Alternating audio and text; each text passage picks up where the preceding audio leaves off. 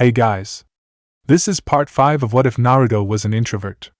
Hit like and subscribe if you like this one, and also please check the author in the description. Let's start.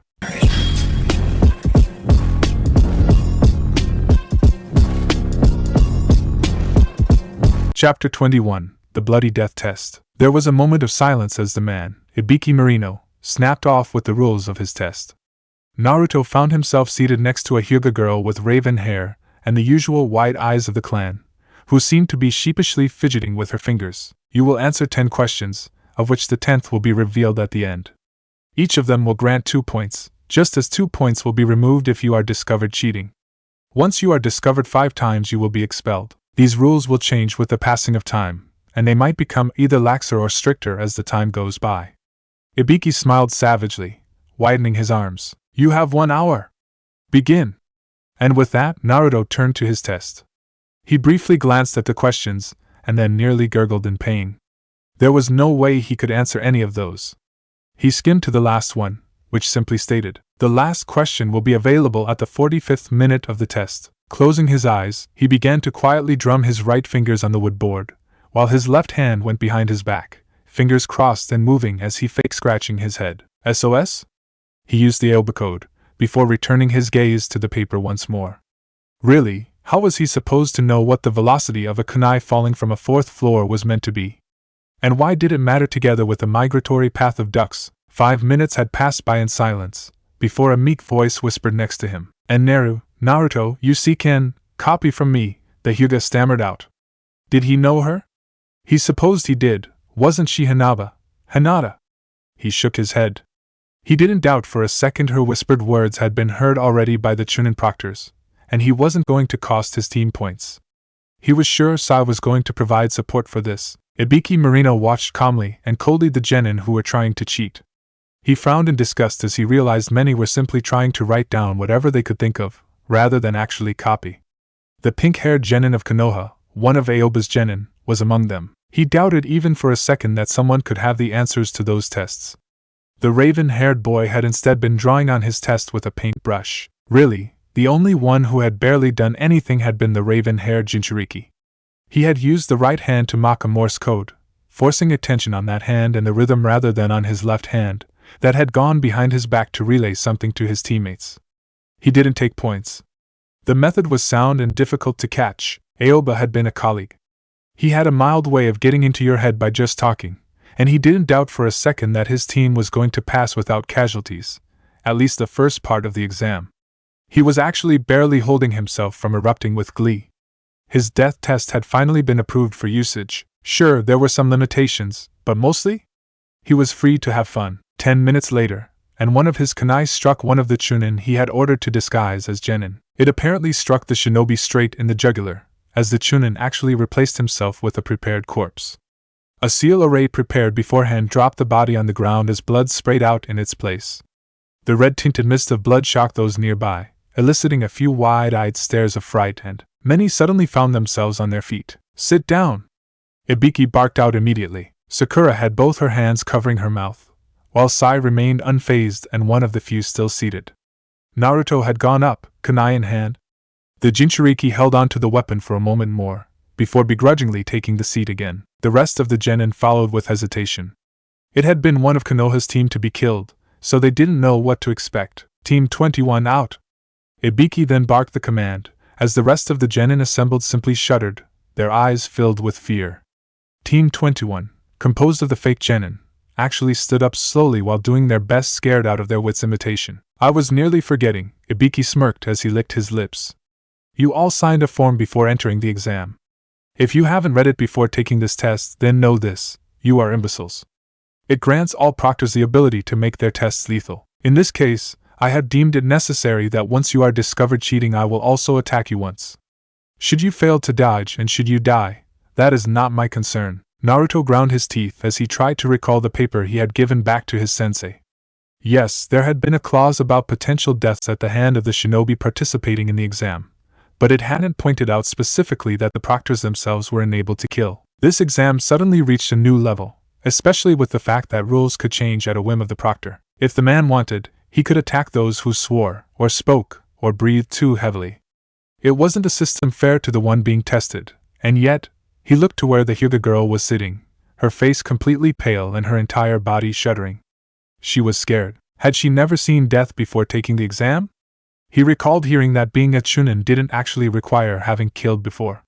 Still, this test was probably meant to shake out the too scared to think shinobi. They routinely lived with death and fear, and unless they could withstand this pressure. This wasn't said before. Asuna Kunoichi exclaimed then.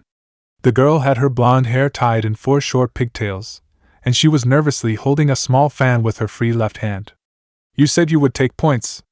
You should warn us when you change the rules. The battlefield does not warn you when it changes. Ibiki snarled back. Do you think battles are fought with laws strictly placed?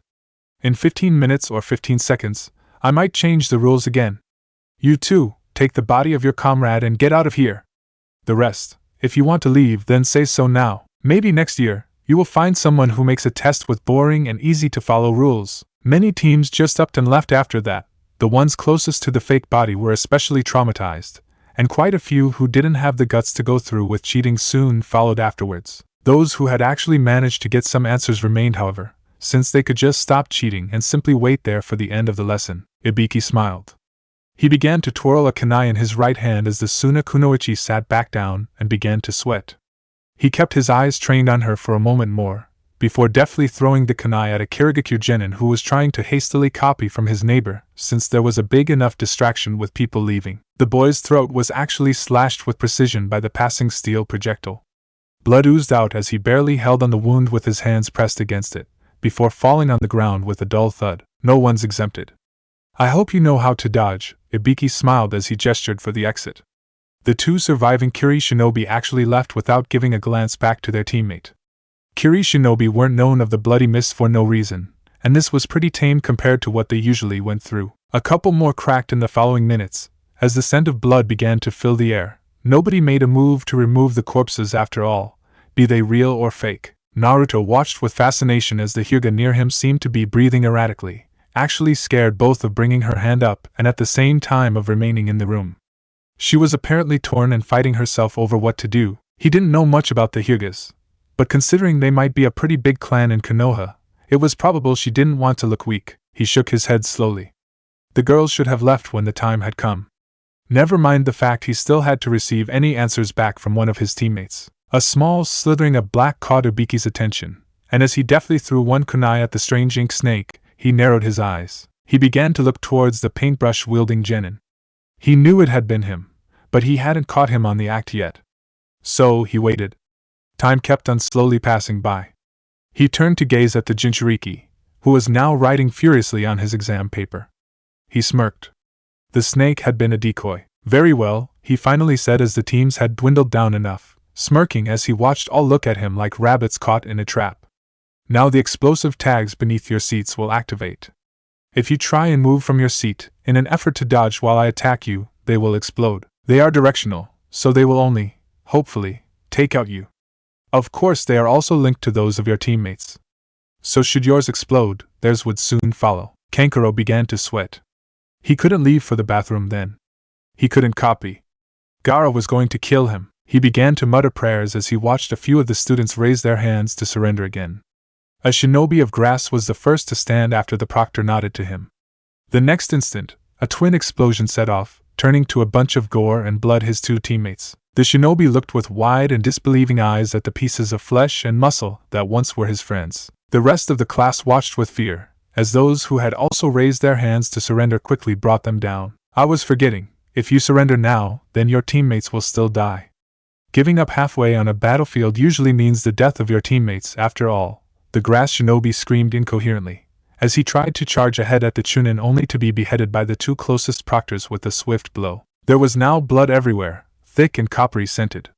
Naruto felt himself becoming incredibly queasier as time passed.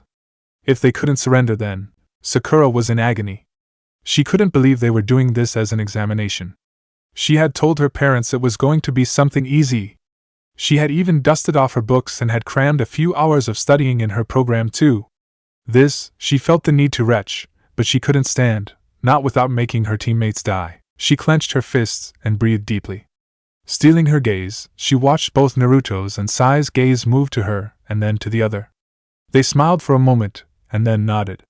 She nodded back with a small smile.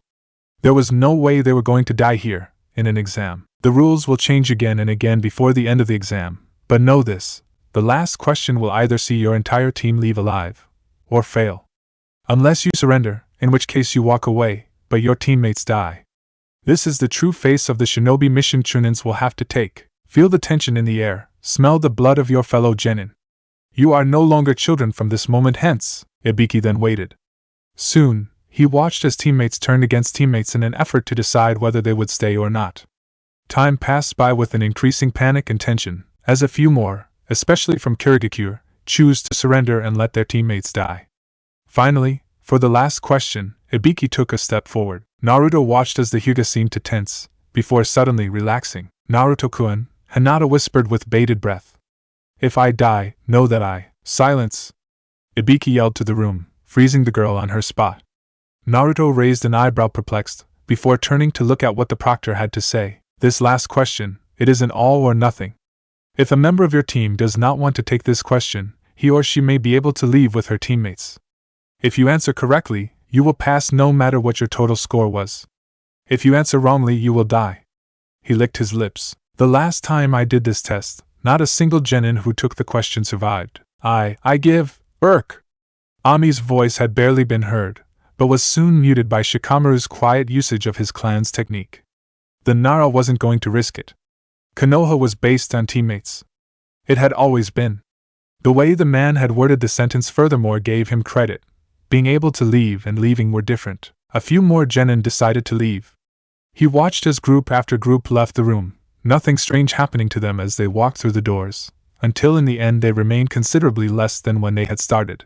From the 29 teams of Konoha, only Team 5, 8, 9, 10 and 13 remained. From Suna, there was only one team made of the red-haired guy. From Iwabakure, 2 teams were currently standing confidently on their seats. From Amigakure, Takigakure, Otogakure and Kyuzugakure 1 team each had survived. The majority had either died earlier or was currently being herded off. From 153 genin, they were now reduced to barely 36. Only 12 teams out of 51. Thankfully, they had not gone to Mist. It had been years since an exam and Mist ended with more than 3 survivors, out of the 100 that usually went to take their exams there. He wondered why his sensei had forced him to accept this, or if he knew of the dangers of the exams from the very beginning. Death seemed counterproductive, especially when it came to their forces, but maybe it was the examiner himself? Maybe the ones killed of Konoha hadn't actually been killed. The array might have had some sort of transportation thing inked on it, and that placed the genin elsewhere. Or maybe they were all false genin, and in truth his team was the only one truly participating in the exam. Shikamaru sighed as Ibiki clapped his hands together. Those of you who have remained. Congratulations. Ibiki laughed. The man laughed heartily as he began to clap stronger, soon followed by the rest of the proctors. You have passed the first exam, the death test. To test your resolve in face of certain doom, to be a true shinobi. To acquire information, to battle against your fears and your fright. Well done, shinobi and kunoichi. Well done! Sakura sat there numbly. Next to her, a corpse cleanly dissected in half was still bleeding all over her right shoulder. She hadn't surrendered because she had been frozen in her position, with her eyes wide. What had she done? What were they doing? This was madness. This was utter madness. They were in a room filled with blood and corpses, and people were clapping their hands at them. They were clapping and the one in the middle was laughing. You may now stand, the arrays have been deactivated. As soon as the man said that, practically everyone stood on their feet, looking at each other and leaving to near his or her teammates.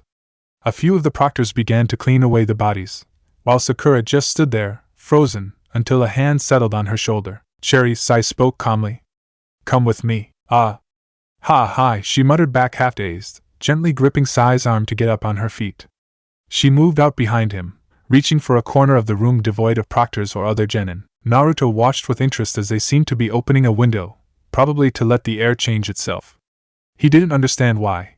He was starting to like the smell. He felt the gaze of Gaara on him, and turned to look once more at the red-haired Suna shinobi. They locked eyes. Shikaku, the youngest. The last to be born and the one-tail of the desert. Where he goes, misery follows. Be it pain or suffering, the harsh winds and the scorching sand of the desert will provide it. The QB was gleeful as he spoke. We turned to glass a village filled with sins once. His sand covered the immoral humans, my fire burned their wicked flesh, and our winds nurtured the flames of purification. It was a pretty thing to watch, and it made the most delicious noise when it broke to pieces. Excuse me, a voice unfamiliar with Naruto spoke near him, forcing him to turn his gaze towards a blushing short red-haired girl from Kusagakure with crimson eyes. She was wearing a pair of black-rimmed glasses, and a brown jacket that didn't at all hide her underlining black shirt. I wondered, could you help me? He watched as the Kusa Kunoichi seemed to fidget for a moment, before extending a hand. I'm Karen Uzumaki. Do you know where I can find a cheap blacksmith that sells shinobi supplies? She smiled at him. His heart stopped. This looked too good to be true. I'm Naruto, he replied with a slight smile. What a coincidence, I'm an Uzumaki too. Really? Karen's eyes widened. What was your father's name? Maybe we're 3 times removed cousins or something. It's my mother, he stammered out. Kushina, she was called Kushina. Karen scrunched her face for a moment, before shaking her head. Nope, haven't heard of her. Well, I didn't know there were any Uzumaki left in Konoha, not after the destruction of Uzushio. Many were quite bitter with. Ahem, Sakura coughed, her eyes suddenly getting her sharpness back. Naruto? Why are you talking with a foreign kunoichi? Sai's ears perked up. He actually was more surprised it was the kunoichi part that was a problem to Sakura, and not the foreign. At least, if body language was of any indication. Kusa and Konoha are allies, Karen remarked. And if this first exam is like this, it's better to have allies than enemies. No? Is this the diplomatic attitude of your country? Sakura smiled sweetly, venom dripping down her words. She closed her eyes and cocked her head to the side, while within her a raging voice was starting to scream about murdering the bitch. Sakura? Naruto asked, perplexed. She's an Uzumaki like me, he exclaimed then. She's family.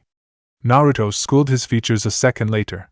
The QB hadn't been whispering anything about her being filled with evil intentions, but then again it was also the fox's choice on what to tell him, or not so. Maybe she was lying. Still, Sakura's eyes softened at those words, only for Karen's face to morph into a light grin. Never before had the crimson-eyed girl thought about it, but she could read their chakra emissions, and since every little bit helped on the long run, we're probably, at the very least, cousins thrice removed, she pointed out. We could, she blushed, restart the sea. Shinaro! Sakura screamed, nearly jumping on the red-haired girl who faked trembling and hiding behind Naruto's back. Sakura? Naruto asked once more, this time worried. Are you alright? That? Stop hiding behind him. The pink-haired girl snarled, a tick mark clearly visible on her forehead. He has such a strong back, Karen cooed, her hands gently touching Naruto's shoulders.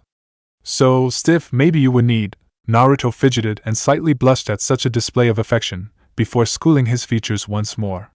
It wouldn't do to lower one's guard around a flirt. It was a common technique used by kunoichi after all, wasn't it? Why you? Sakura's breath began to grow shorter, as she seemed to be panting in order to keep her rage in check. Get your hands away from my teammate, you whore! Sakura! Just as Naruto exclaimed that, a figure entered through the window. A purple-haired kunoichi with a fishnet shirt and a brown trench coat smiled, waving her right hand as she held in her mouth a dango stick.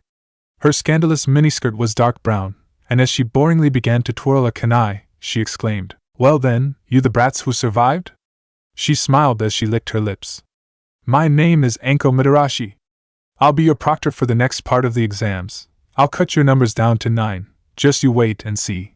She turned towards Ibiki, a feral smile on her lips. You went ballistic, huh? It was fun, I admit, the head of the torture and interrogation unit replied.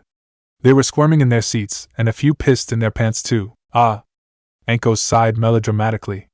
I knew I should have taken the first bout rather than the second. The woman gave one more look around, taking in the genin faces.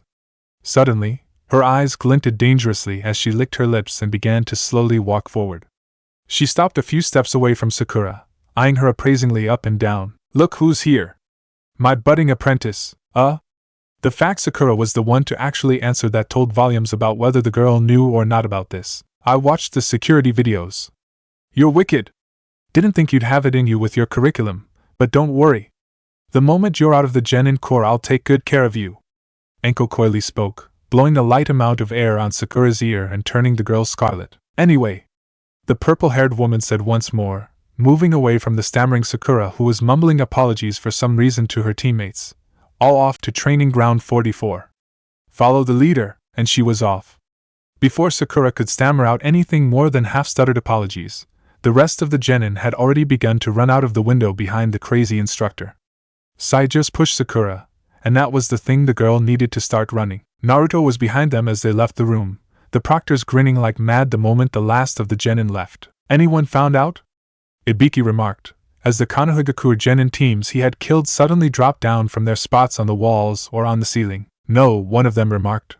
We'll be moving to the training area 44 then, sir, to shadow the teams. Do that, Ibiki nodded, watching as the group of Chunin left once more. The corpses of the enemy's village genin were all sacked. Their blood and bodies would help the research department. I suppose the Hokage will be happy. It was a nice catch this year, sir, another of the proctors remarked with a small smile. I remember my own exam. We lost a few too, didn't we? Quite a bit, his colleague remarked. All randomly drawn from the genin corps. Then again, give so that they may give back in turn, right? Yeah, the first Chunin shook his head. Yeah, he added then bitterly. The forest of death loomed over the horizon as a giant mixture of plants, venomous creatures and flesh-eating monsters. No genin could step inside and hope to survive the night. No one was so mad to try. Shikamaru hoped against all odds that there was the distinctive chance to renounce the exam before starting the second part. He wanted to stop. He wanted to go in a corner and remain there. The fact the civilian girl, Ami, was completely different from the other old man and was shivering in fright didn't bode well at all. Chuji had to carry her all the way to the training ground in question, while the girl was screaming in fright every step of the way. I don't want to, she pleaded, as she was finally released on the ground, in the midst of the other genin who had dutifully followed the proctor. Very well. Gather round. Anko widened her arms as she smirked. The forest of death is in front of you. In here you will spend 5 days and 5 nights, you and your teammates, trying to fight for your continued survival. Here are the rules. She brought up a single purple-colored scroll from her leather jacket. There are a total of 10 scrolls within the forest. She smiled then, looking like some sort of crazy maniac with a thirst for blood. To pass, you must gather one of the scrolls per person. You will not be disqualified should one of your teammates die, but you will be disqualified should 5 days elapse without you obtaining a scroll. You must present yourself to the tower at the center of the training ground at the end of the 5th day, and not before. You will scavenge, survive and fight within this forest filled with dangerous beasts, and since there are 10 scrolls you will either ally yourself with others or be mercilessly slaughtered. The woman cackled. I don't want to participate. Ami screeched. There were tears running down her cheeks. Please, I don't. Shikamaru saw it coming, but could only widen his eyes as he saw the kunai strike through the girl's right eye, slam in her brain and kill her on the spot as blood oozed out from the wound copiously. He froze and opened his mouth slightly, in shock. Chuji actually let his pack of chips fall on the ground at such a display. To give up halfway is death. Didn't Ibiki teach you so in the previous exam? Anko laughed, before letting the kunai twirl. Seems like your team will start with only 2 persons inside, she remarked towards Shikamaru, who nodded numbly. There went his decision to leave, as well as Ami. The civilian girl had always been a sort of second-rate kunoichi. She was similar to Ino, because she screamed just like her or expected them to do things just like her, yet at the same time she wasn't at all like the Yamanaka. She didn't have any clan jutsu to help her, and in this battle royal, she would have been a weight. But to kill her? That was harsh. Oh right. I was nearly forgetting this little rule. Anko exclaimed, catching everyone's attention once more. You must present yourself in a 3-man team when you deliver the scrolls, unless you are the last and the 10th one, or you can present yourself in a 4-man team. So, to recap, 10 of you, either 3 teams of 3 members and 1 extra or 2 teams of 3 members and 1 of 4. There is a difference. No 5 members or 8 members things. There will be 3, 4, 7, 9 or 10. Understood. There was silence. Not even the wind could do something against the tension that was now thick in the air. Naruto and Sai had instinctively moved near Sakura, their hands already on their weapons. The girl too was subconsciously moving her left hand to one of the explosive tags her sensei had gifted her. She had a feeling she was going to use them sooner than later. You will be moved to a random gate now. Good luck, and hope you die quickly. Naruto gave one last look at the Hyuga girl, who seemed to be trying to say something to him but couldn't, before gazing for just a second to another Hyuga boy, who seemed to be pointing his finger at the girl and receiving frowns and shaking heads from the rest of his teammates. A girl with a pair of buns on her head and the guy who had talked with them before and was a taijutsu expert. We must find 3 scrolls, then wait and move to the tower, Sakura muttered as they stood in front of their gates. That is the strategy everyone else is going to adopt, Naruto whispered back. Some might prefer to lower the enemies, killing the rest of the teams to look for the scrolls with more ease, Sakura frowned. We must be careful. They could try and create a double 4 team, and that would actually stop 2 other shinobi from participating in the end exam. Meaning that we would have to kill a shinobi from one of the 4-man teams, Naruto said. Chuji and Shikamaru could ally themselves with Kiba's team and one more, Team 5, or Team 9, Sakura stated. It's pretty clear-cut that way. They are both from Konoha. The only way to fight that would be a 9-man team plus 1. It's more in-depth than what I thought it was, Naruto winced. It forces you to ally, and at the same time it obliges you to choose who to let pass and who not to. It's not like they can expect to find all 10 scrolls after all, and smaller teams cover more area quickly. Mobility versus safety versus objective completeness, Sakura retorted. We should begin by finding 3 scrolls, hiding them and feigning indifference. But the Hyuga are going to be a bitch. Pale eyes can see through walls, Sai quipped in. Preemptive attack or alliance would work, so it would depend on which side they are on, Sakura retorted. They could both go with Shikamaru, he's a Nara, and they're renowned for being smart. No, Naruto shook his head. I read the Hyuga boy's lips. He asked his teammates to attack and kill Hinata's team. They are never going to be allies. The older team is a more decisive viability for Shikamaru, if he can get them to work with him, and one more team, Sakura mumbled. We need to find allies. Not with Suna, Naruto shook his head. Whatever happens, we avoid Suna like the plague. I still haven't asked you, Sakura said, looking at Naruto with a bit of apprehension. What's the deal with the redhead boy, Jinchuriki? Naruto replied quickly. He's one, just like me, so his power must be off the scales. No fighting him. He's at least on crap 7 to be safe, Sakura nodded thoughtfully. What about your family? The girl snorted. You agreed to help her, didn't you? After this exam, I think, Naruto replied slowly. And we could ally ourselves with the older Hyuga team and the Kusa team. Why? Because she says she's family? Naruto, you can't trust people like this. Sakura bitterly snarled. I'm not, he widened his eyes before shaking his head. But if she is, then I would never forgive myself. And if we can't find enough scrolls, then we might be able to win against them without bloodshed since they're apparently weak. Do we fight to kill? Sai queried. Even Konoha shinobi? That's the problem, isn't it? Naruto answered. We need to verify if they have a scroll before, and only then do we attack. We don't have the Hyuga eyes, so we need one of their teams on our side. And the rest of the shinobi in the other teams, his voice suddenly grew weak.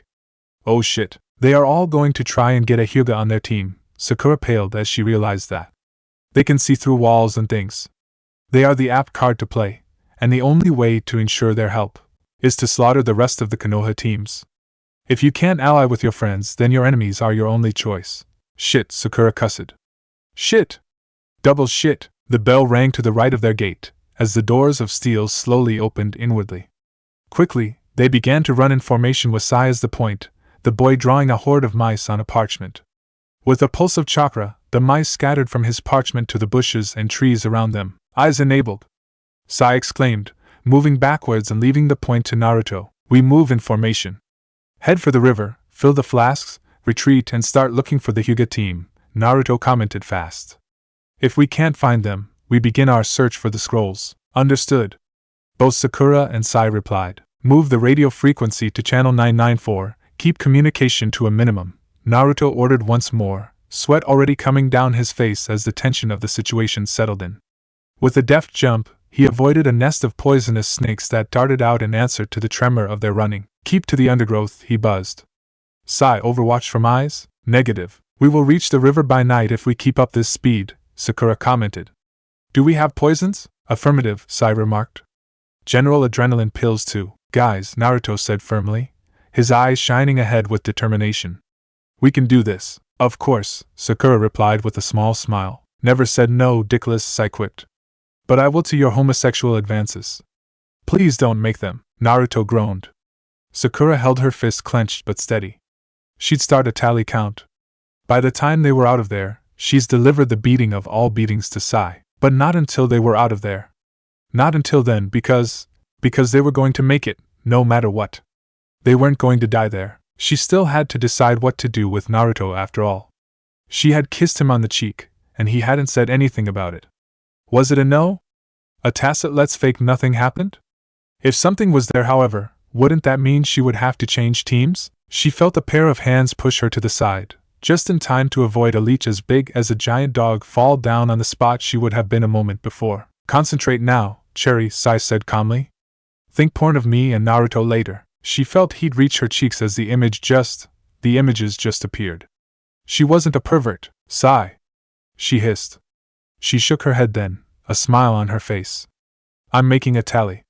When this is over, prepare for the check. This one? She'd count to triple. Sai just quietly nodded before resuming his duty. He would have to be careful. He had another mission within the forest after all, one that Danzo-sama had specifically given to him to prove once more his loyalty to Root, the Hyuga heiress. She had to die. Chapter 22, The Blood of the Leaves. 2 days had passed since white-masked shinobi had come to take her in an underground complex. She hadn't gone alone. The mud-face had been there with her all the way. The only ray of sunshine was that Sasuke-kun had also joined them beneath the ground. She smiled as she checked her hair and adjusted her kunoichi vest to show just a bit more of skin around her arms. Her chest had still to grow. There was no way she'd convince the last of the Uchiha with her flatness. It had been 2 days. The Chunin exams had already begun, and yet no reason had been forthcoming on why they had been taken in the dead of the night and brought deep in some unknown place. They had even sedated her, telling her to bring enough clothes to last for an entire month. It was as she entered the common area that separated her room from that of Kiba that she realized there no longer was only the mutt and Sasuke-kun in the common room. There were 3 Kyuzugaku ninjas too, all 3 apparently looking at one another with a surprised look. They seemed to be ranting and pointing their fingers at a group of jounin that was now settled in a corner, all sporting Konoha forehead protectors and wearing either white masks or ambu ones. 2 jounin were speaking to the trio of Kyuzugaku genin, of which one was a Sunigekure shinobi with half his face masked by a cloth, while the other seemed like a thin and gaunt-looking man. Quiet! The masked jounin said once more. You should be thankful Konoha took the effort to safeguard yourself from an S-rank shinobi such as Orochimaru of the Sannin. I thought I was done for, one of the Kyuzugaku shinobi remarked. Still, it was no way of treating us allies. Sacked and pulled Kami knew where. Really, it does not matter at all, Takao, one of the Kyuzugaku's jounin retorted calmly. Would you have preferred death to a moment of discomfort? Nearly all teams were failed specifically because of the risk there was. We jounins were all together in this decision, sensei, but then why did they let Karen's team pass? Takao, Karen is a censor and her jounin volunteered her for this. She will be useful to our allies of Konoha. Furthermore, the training ground is being shadowed by as many jounin and umbus as there can be. Some of your teammates jounin have taken the task of alerting our own village and send reinforcements. We were forewarned only a few hours ago ourselves, and so the message will have to be delivered as quickly as possible. We do not know when Orochimaru will strike, but he is not an S-rank threat for just any reason. Sunigekure shinobi army, here it was the half-masked man who spoke, will make haste to reach Konoha in time too and provide assistance to our allies. Should Orochimaru's objectives be concluded, there would without a doubt be another war. Think about this, you insolent whelps. Do you have any idea what a war means? It means senseless death, so be thankful you were transported here, rather than be blown to bits. And be thankful they had the Fuinjutsu knowledge to do so. The 3 Kyuzugaku ninjas looked properly chastised, before the kunoichi of the trio softly whispered, Why are we here, sensei? Ah, the Kyuzugaku jounin spoke then. For cooperation with Konoha. We will be trying a new training regime with one of their teams. You were just lucky to be chosen first. They did manage to get you out of the room quickly after all. The kunoichi sniffled slightly, before nodding. It was horrible. It was nothing more than a test. One that you failed by surrendering, the jounin snapped back. I am ashamed to admit I hoped you would not. The genin of nowadays. There were only 12 deaths in the end, 3 of which were yours while the real ones were of Kiri with a few from AIM. The first one was even faked by Konoha to get the game started. The jounin's tone was of disapproval. I saw more death during my own Chunin exam in Iwagakure, in the caves of gnawing death. We're sorry, sensei, the kunoichi whispered. We'll do better next time. I hope so. The jounin barked back angrily. I truly hope so. Ami stopped giving attention to the scene, slowly making her way to the corner where Sasuke was looking with murder in his eyes towards the three Kusagakure genin. He had his right arm in a cast, and his left clutched a walking stick. The last Uchiha was probably seizing the other genin, and Ami couldn't help but swoon over the way the dark and raven boy watched everyone with keen eyes. He seemed to smile as she walked closer, and her heart skipped a beat. "Sasuke-kun?" she said with a slight hope. "How do you feel today, HN?" he grunted back at her. "Where's the mutt?" he snapped. "Bragging to another weakling?" I don't know," she coyly said, bringing her arms behind her back and letting her left leg behind her right one. She tried her best shy approach as she whispered softly. She tried to bring emphasis to her lips and curves as she spoke. Would you like to eat something with me?" "I already ate," Sasuke replied, rolling his beautiful dark eyes, before wobbling away and leaving her to clasp her hands together and sigh in a dreamy-like state. He really was a dark and broody prince who just needed someone to melt his heart. Today he had spoken more to her than in the entire month before. It was progress. She was going to show that Sakura who, in the end, was going to win over Sasuke-kun's heart. It was then that she saw the smiling face of the Konoha Chunin, Kabuto Yakushi. She was going to ask him counsel. He had such bright ideas about excellent spots for dates after all. Hiruzen Sarutobi and Danzo Shimura were both standing near a water sphere that floated gently in the middle of a wide circular room. Inoichi Yamanaka was manning the long-distance thought communicator, as hurrying Chunins and a few Umbu moved around frenetically. "We have confirmation for Genin Karen Uzumaki. She is from Kusa," an Umbu remarked. "We can take her out of the list." Operative Wolf was taken out of persona by Operative Snake. It is implied the correct exchange of signals was given. Team 8 is to be guided towards Bait Area Gamma, a Jounin said then. A map of the training ground opened on the table. "They are not on the list. Have Shadowstalkers 5 and 6 take care of that," Hiruzen said quickly. "Danzo, what of Root?" "Operatives are in the know," the bandaged shinobi remarked. "Inkpot has been warned." "What of?" The Yami of Shinobi sighed in exasperation. "What of Super Pervert?" "He's in position at the tower," Hiruzen answered calmly. "If Orochimaru will strike, he will be ready to intervene." "Good," Danzo acquiesced. "Control tower, report on Jounin status." "The Suna Jounin is headed towards Sanigakure unhindered," Inoichi remarked. "The Duds have encountered hostilities from Missing Nin from Kiri and AIM." The Kusa Jounin, the head of the Yamanaka clan, frowned. "He has stopped. Duds are converging." His escort blinked off the radar, Inoichi whispered. "They term. No, it's back." "Wait a moment," Inoichi made a hand gesture. "Understood. They encountered hostiles but terminated them. One knocked him unconscious for a moment. He will continue as planned." Hiruzen sighed out the breath of relief. Everything was going according to plan. Orochimaru would not be granted permission to take Naruto out of the village, nor of freeing the Kyuubi within. The death toll would be catastrophic, and if it happened in the middle of the shinobi exams, the public loss of support from the daimyo's court would be unprecedented. They would not be pulling punches. The enemy could be anyone. Orochimaru was an S-rank threat, something akin to a kage, a one-man army, and because of that the entire village had mobilized as if they were on a war period. "The genin will not be shipped out from Root for an entire month," Danzo sighed. "More food will be needed." Thankfully you have a shop as a front for your little complex," Hiruzen dryly remarked. "I was surprised when Tsubaki told me." "I was even more surprised when I nearly killed her," Danzo muttered back. "To think Naruto stepped in a moment after. You were lucky. You could have told me who you would be sending. I had to assume she was in league with Mizuki coming for revenge and was blackmailing me." "You are not convincing anyone, Danzo," Hiruzen rolled his eyes, taking one more puff of smoke. "But it hardly matters. You are not curious as to how I knew? It was hardly a secret back in the days it was constructed.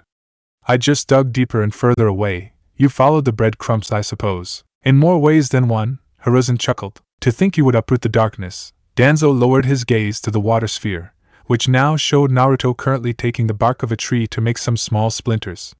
He couldn't help but smile. "Smart boy. Sawdust?" Hiruzen replied, looking at the image.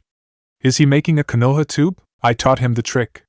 A wooden cylinder carved from a tree, filled with sawdust and then sparked with a bit of coal within. Danzo was actually chatty for once. "Nearly no chakra required. It detonates on contact if done properly. Otherwise it combusts and sparks." "Poor forest," Hiruzen chuckled. "Move to Sector A9, the Sandaime ordered to the one operating the water sphere, which suddenly changed to display Niji Hyuga. This could be one of Orochimaru's peripheral targets. the third Hokage spoke calmly. His team checks out? Yash!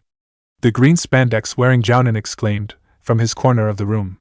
I personally checked them before the start of the exam, Hokage-sama. And no one can copy my Lee's fire of youth. All right, the old shinobi brought his right hand to his forehead, before ordering another change of imagery. What of Hinata Hyuga? She's safe, the Anbutaisha remarked from his spot, his back against the wall. Tenzo is with her. He will do his best to remain in close proximity with the jinchuriki. He will provide assistance should it be needed. He was the only one that could fool the Byakugan after all, Hiruzen remarked. Hopefully, he will not slip during the 5 days. He is a trained operative of Umbu. The Taicho seemed affronted as he spoke. Umbu do not slip. For our own safety, Hiruzen said. I hope so too. Danzo, meanwhile, remained quiet. He had known from the very moment he had ordered Sai's mission after all. It was long due time. Naruto's test would truly begin in the middle of the forest, where no one could help him. What would he do then? He couldn't help but smile slightly. Would he kill his friend, completing the emotion-deadening training? Or would he not, and thus watch as Sai killed the entire team of Konoha ninjas that Hyuga heiress belonged to? In both cases he would win. With the air problem already destabilized, he would slither closer to the other boy, and offer his help in claiming the right to become of the main branch. From there, he would add the Hyuga to his list of clans below his very banner, and that would make all the difference on the long run. Still, he watched once more the water sphere morph. We have a breach in Sector Beta 7, Inoichi said quickly. Orochimaru has entered. There are 5 clones of him. Have the teams on standby. Hiruzen barked. Where is he headed? 1 Orochimaru per Hyuga, Hokage-sama. 1 on Team 13 and 2 more are headed towards the tower itself. The 2 headed to the towers are clones, possibly to distract us. Dangerous, but not the true problem.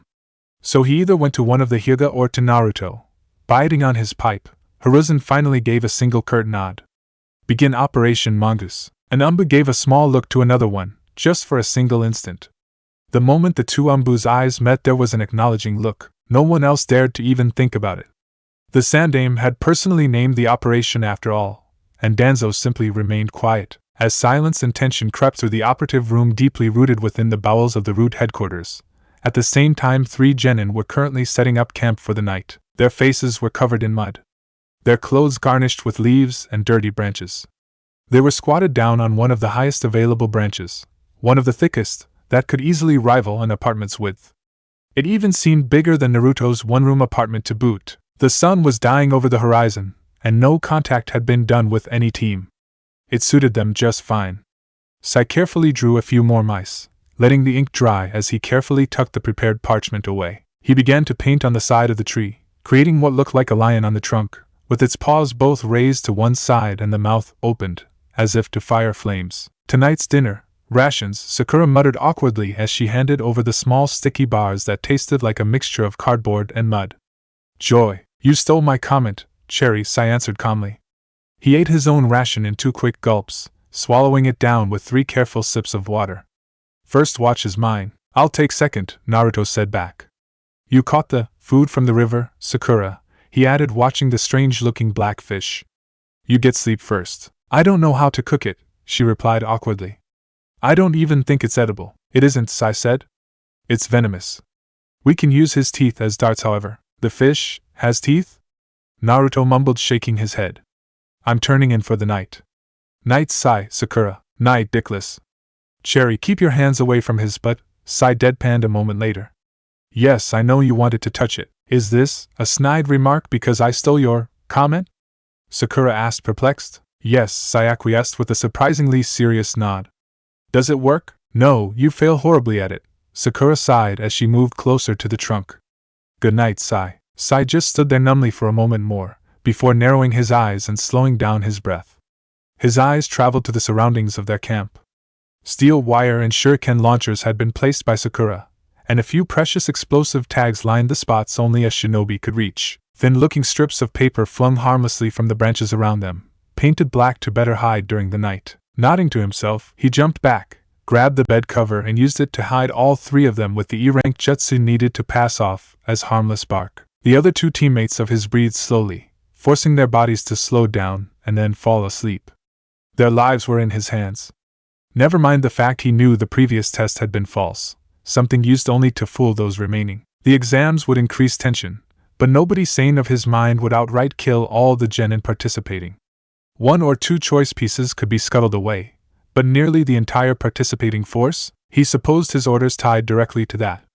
He had to kill the Hyuga heiress and acquire the Byakugan eyes from her body. He couldn't do it during the day, but if he managed to get his team to cooperate with another and face off the youngest one, a fight mishap could always happen. He flinched as he heard a branch rustle slightly. Sure, it could have been anything from a snake to a spider, passing for one of his ink mice making a noise more, but then he felt it, the slight drain on his chakra coming less. One of his ink mice had been destroyed. He froze as he heard a slight dry chuckle rise in the fresh night air. He couldn't see, but he knew the feeling of bloodlust. He felt his very skin crawl and shiver, and even with his emotions nearly deadened, fear, pure and unabashed fear, ran through his entire body, making his heart beat painfully fast. Tell me a story, little mouse, while I feast on your entrails. I am the snake that devours your kin. I am the eyes that look at you from the night's cloak. I am your predator, and you are my prey. Golden eyes slowly appeared from the very bark of the tree's branch. A pale-skinned shinobi with long raven hair and a jounin flak jacket smiled wickedly as it licked its lips. He wasn't an enemy shinobi. Danzo-sama had told him a clash with Orochimaru would be possible. That the case, he had to ensure the snake Sannin did not reveal to Naruto the truth. Whatever it was, he didn't know. I can see you. Orochimaru took a single step forward, with practiced ease. The thin wire of steel was voluntarily pushed down, that much Sai had no doubt about it. Suddenly, needles and kunai flew in the air, hitting the branch and the shinobi in question. The snake Sannin didn't even bother to dodge, letting the projectile of steel wound him as thick brown blood began to ooze out. I have found you, it smiled one last time, before disappearing into a cracked form of mud and dirt. It had been a bunshin. A Doton bunshin, but still, why did Orochimaru not attack? Sai didn't know. He wasn't even startled when Naruto's voice cut in from his side. Sai. Who was that man? The trap had to have woken up Naruto and Sakura clearly, as both were now tense and still at his side. A jounin? Orochimaru, Sai whispered. Orochimaru of the Sannin, he's after us. Shit! Sakura cussed, standing up immediately. We have to leave for the tower. Wait! Naruto snapped back, grabbing the girl by the wrist and pinning her back down. He managed just in time as a giant gale of wind slammed against the bark, tearing apart a chunk as wide as a human body from it. Splinters and sawdust covered the trio, as they jumped the next moment up in formation, reaching for the top of tree as a volley of kunai rigged with explosive tags detonated behind them. Sai pressed his hands in the chakra technique to activate the ink lion behind them, which roared and sprouted fire from his mouth against a container filled with alcohol and bits of rags. The explosion brought the flames to fall on the bushes beneath, lighting up a fire soaked by petrol and oil that quickly spread, granting light. Sakura narrowed her eyes, throwing a volley of shurikens against the glinting light to the team's left. The flying projectiles hit a metallic arm, as an Amigekure shinobi emerged from the thick leafy branches. Exhaling, the genin literally delivered a noxious purple fume their way. A quick hand sign of Naruto, however, and from one of his pouches came undone the barbed wire. Using it as a whip, letting chakra run through its entire body to straighten it, he lashed at the throat. As another Amigekure shinobi came from behind Naruto, kunai in hand to backstab the dark-haired teen in midair, Sakura spun her body around and threw one of the explosive tags at the incoming poisonous cloud. Sai formed 3 ink needles, before hitting with deadly precision the backstabber's eyes and making the shinobi scream as his eyes were mercilessly ravaged by the chakra-infused ink. Naruto's left arm swatted away the attack, before his feet landed him on the branch of a nearby tree, with Sakura and Sai to his side. The barbed wire had dug deeply into his right hand, but as he pulled it back he was met with a satisfying sound of skin being ripped. The fumes of the fire and the smoke delivered a hellish scene as the first genin from Amigekure had its throat ripped apart with blood gushing out like a fountain. The barbed wire quickly was recoiled, sweat trickling down Naruto's brow as the head began to make itself known. Where's their third member? Sakura asked, looking around. Sai grabbed his tanto with the blade downwards, holding it with both his hands. Incoming shinobi from 5 o'clock, scatter and counter-ambush. Naruto barked as he jumped in the air. The night is young. Let us feast with the blood of the wicked. The teen roared as he flung 3 kunai at an incoming figure. Blood rushed to his head as he felt the satisfying sensation of power coursing through his vein. The Kirigakure shinobi had probably been allied with the Amigekure ones. There were after all 2 figures, and not only the one that Naruto had seen. Cackling madly, he let the clawed gauntlet of the Kirigakure shinobi slash at his shoulder, as white mist rolled in to deaden his view. But his view was already blinded by bloodlust itself. Sakura watched from an upper branch as Naruto battled two shinobi by himself, taking wounds that healed within moments.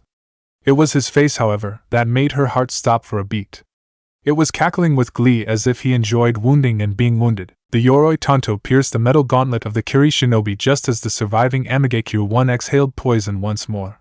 She jumped back up the tree bark, avoiding the jumping attack of her own enemy, a Kiri kunoichi with flowing brown hair. Ice needles materialized from her very palms, as Sakura's eyes widened in fright. Beta 2-5.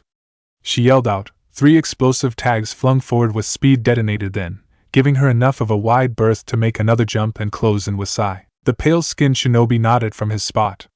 A bloodline user, one with chakra element 2 and 5 together to form ice. Probably a Yukigekyo shinobi emigrated to Kiri, but wasn't Kiri under the bloodline purges. Sai's own opponent was the third Kiri shinobi, this one wielding not only a clawed hand like the one fighting Naruto, but also holding on to a bladed chain with said gauntlet and whipping it against him as fast as he could. He ducked down, deftly avoiding the blade and watching it sink in the bark of the tree behind him. He charged ahead without even blinking, Tanto ready to pierce. Sakura was behind him even as the opponent seemed to smirk and retract the chain with strength. His teammate spun around, kunai in hand, parrying the chain's return momentum and swatting it away. The smirk of the Kiri shinobi was short-lived, as his Tanto plunged in deeply into the enemy's chest straight between the ribs and to the heart. Sakura came next from his right side, puncturing the opponent's carotid artery before he could even react, and damaging the spine as she brought her kunai to slice through the neck side all the way to his back. Fluidly, Sai removed the Tanto from the enemy shinobi and began to run once more, this time slightly behind Sakura, who was making a turn on a few branches to catapult her body back in the fray. Sit rep?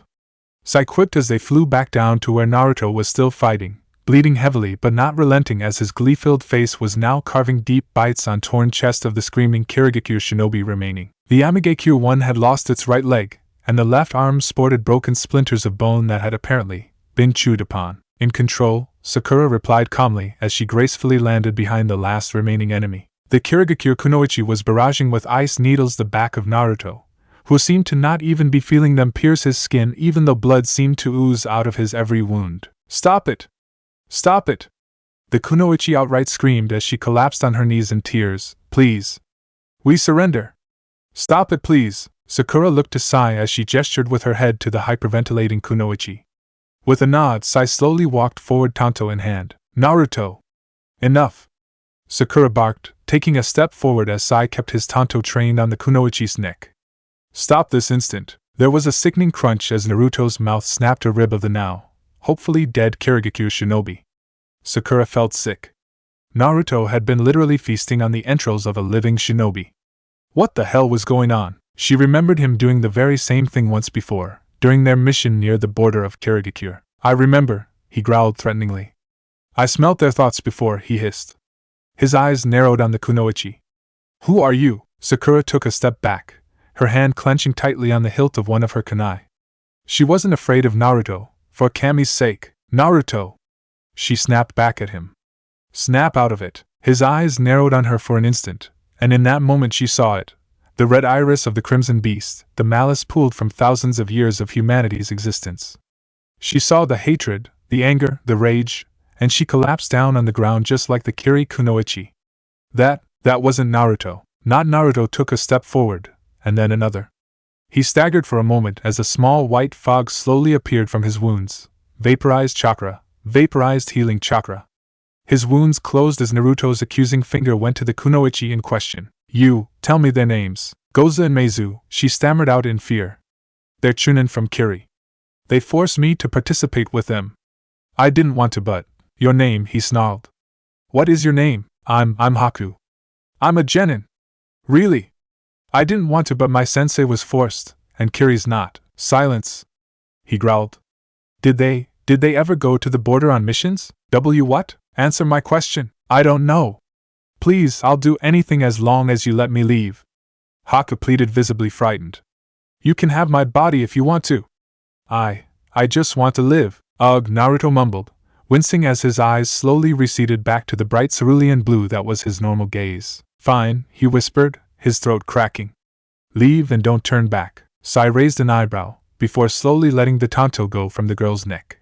The kunoichi smiled briefly, before jumping away and disappearing into the thick branches. I don't feel well, he muttered then, falling down on his knees. Suddenly, he began to puke out vivid crimson fluids, bits and pieces of flesh and white fragments of bone. Sakura just stared at the scene dumbly for a moment more, before slowly getting back on her feet and walking closer to him. She didn't say a word. She just held his shoulders as he retched and felt beneath her fingers Naruto's muscles trembling from fear. Fear not of what he had done, but of what he was. Sai looked around a moment more, before finally saying, "We should move before the fire spreads to our location." Did they have scrolls? Sakura asked in a whisper. Supplies? I'll check, Sai murmured before heading off. Sakura turned her gaze back to Naruto, and to his hands clenching on. Naruto! Let go! She exclaimed shocked, grabbing hold of his right hand and slowly prying open his fingers. The barbed wire that should have been used as a defense system. He had unclasped a bundle to use as some sort of whip, but he had held onto it so tightly it had dug in on his palm. This is going to hurt, Sakura whispered, biting her lip, as she firmly held with a thick cloth onto the metallic wire. Naruto was already sweating, but not at once. She pulled with strength. Naruto didn't scream, but simply blanched out before vapors of chakra slowly healed his palm once more. This time, Sakura watched with fascination as tiny sparks of red chakra touched the raw skin and the muscle itself, knitting everything back to how it was and closing it without the slightest moment of weight. The Kyubis and I. Naruto murmured, his throat coarse. We don't see eye to eye mostly, and I understand him. I think I'd be pissed off too at being imprisoned when innocent. He closed his eyes. But this, I hate this, but he's strong and I need him. A sob escaped Naruto's throat. I'm no better than a monster, feeding on human flesh like this, instinct he calls it, to feast on the wicked. I don't like it. I never wanted this. He never wanted this either. There are moments where I wish I simply had not to carry this burden. Sakura waited, still holding on to Naruto's shoulders as he watched the boy of 12 of her very same age, tremble and shudder because of what he held on his shoulders. She didn't know how she would fare against the Kyubi within her. Would she too eat enemy shinobi? Would she too vomit their flesh? She didn't want to know, so she just hugged Naruto tighter, hoping Sai would be quick and everything would turn out well. They had survived, and 2 teams were down already. Sai came back a moment later, holding on to a purple scroll. There was the kanji for victory written on it, and it was closed with a thick stamp of wax, probably to prevent tampering with the contents. We have to move, this time. Sai's words carried urgency. We have a scroll. There is light and noise. Recons might arrive any moment. Naruto, can you run? Sakura asked to her teammate, who nodded numbly. Stumbling back on his feet, he took a few more steps away from the pool of his bloody vomit and the corpses he had half-eaten, before jumping for the nearest branch. Sai and Sakura followed him a moment later, and as they left for a safer area to sleep to, a thought crossed his mind. If Orochimaru had been there, near them, why hadn't he attacked?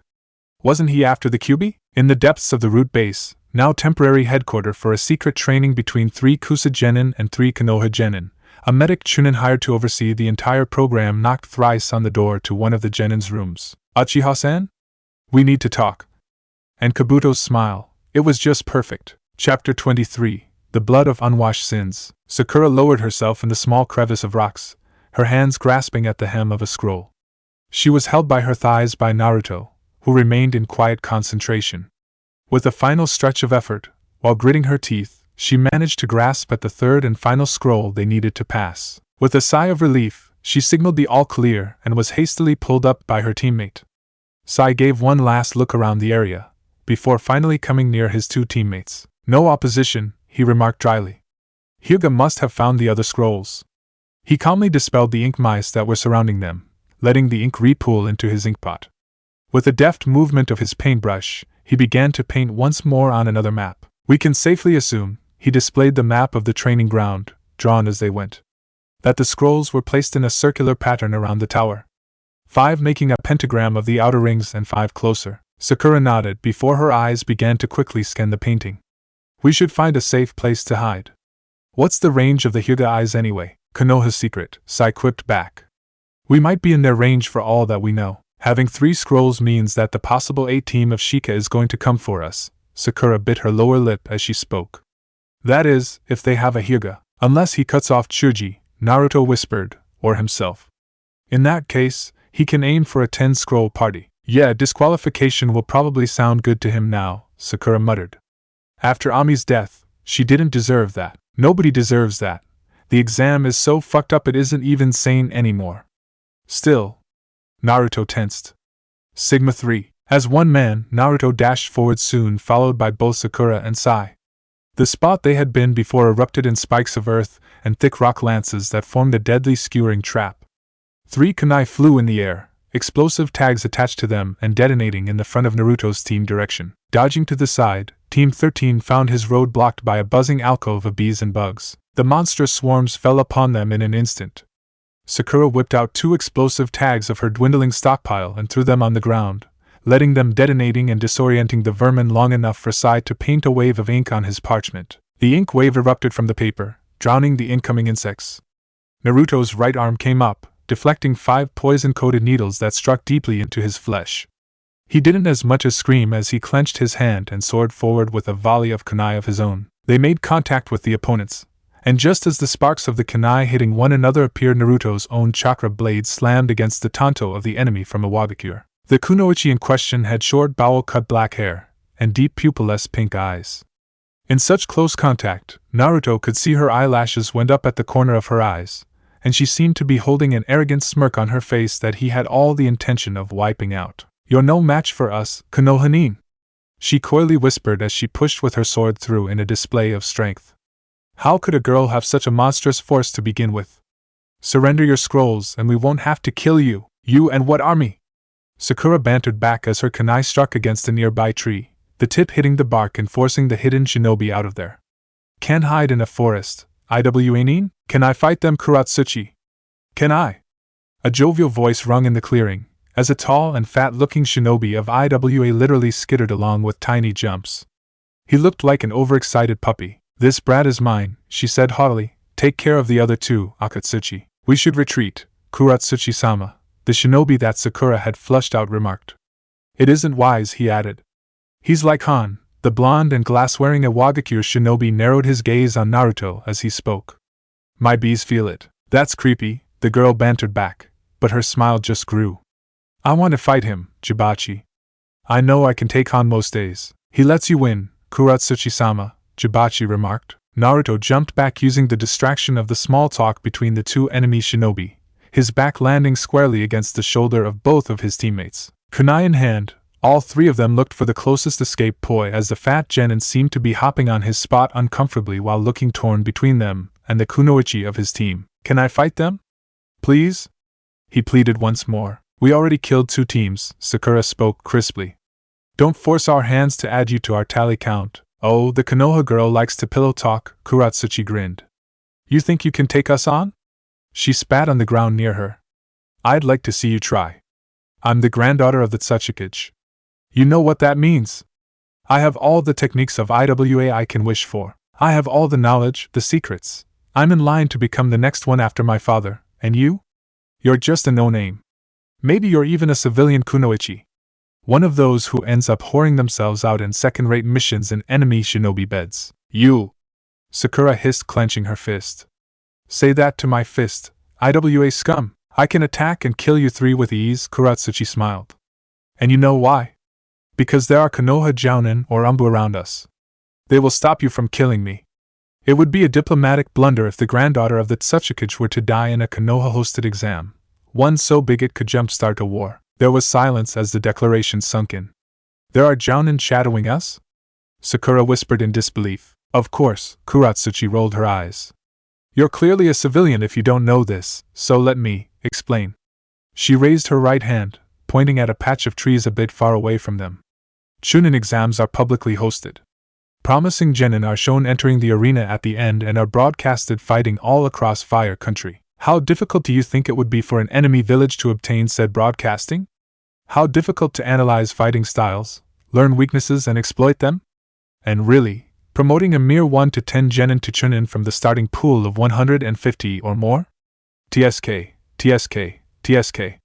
The kunoichi shook her head. You see, The exams are public display of bloodline strength or shinobi strength. Practically any shinobi worth his salt knows what the Byakugan can do. See through solid matter, see Tenketsu points. So watching Hyuga Genin fight with a toned-down style?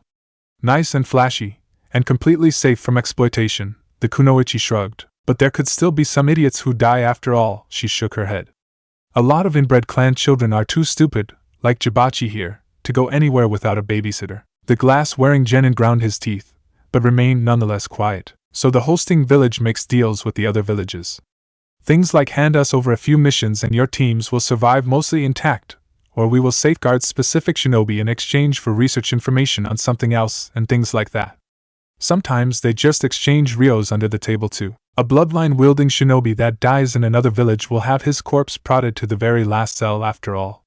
It's how things are done. Do you know that if it's still fresh, they can even get the baby matter from the body? And fertilize kunoichi to get new bloodline wielders? Kuratsuchi was smiling widely. Sometimes they do this for a few generations too, to get the very best they can. Of course sometimes it requires a bit of inbreeding to get it right, but my big brother Deidara is a dashing example of it, she chuckled with glee. So, you see, you are worthless pawns. You, the civilian girl? You'll probably end up as an administration chunin or somewhere kami-forgotten where you'll have to open your legs to survive. You, pale-skinned boy, you'll be sent off to some faraway outpost to spend the rest of your life watching clouds roll by. And you, her eyes gleamed as she looked at the jinchuriki of the Kyubi. You'll be dehumanized. They'll break you to the point where you'll be no better than a dog on a leash. They'll tie you down with chains, flog you until you can no longer recall your name, and finally they'll give you a new one. They'll publicly call you hero of Konoha maybe, but in private, behind the golden locked doors of your gilded cage, you'll be their weapon. Sweetly, she clapped her hands together. Just like the Yondaime Hokage. That murderous slaughterer that your country so exalts to the point of bordering insanity. Really, she shook her head, isn't he nothing more than an over-glorified bringer of carnage? Konoha isn't like Iwagakure, Naruto spoke first, after a few moments of silence. His cerulean eyes locked with those of the Tsuchikage's granddaughter, before quietly turning to leave. We're leaving, Kuratsuchi snarled. Giving me your back. Overconfident much. No, he shook his head. You said it yourself, the exam is a scam. I am the Kyubi Jinchuriki. He turned his gaze slightly back to where the kunoichi had taken a step backwards in surprise. I'm sure nobody would want me to die, so Konoha needs me more than it needs you alive. If we were to fight to the death, you know who they would let survive out of us too, don't you? TSK, Kuratsuchi spat on the ground once more.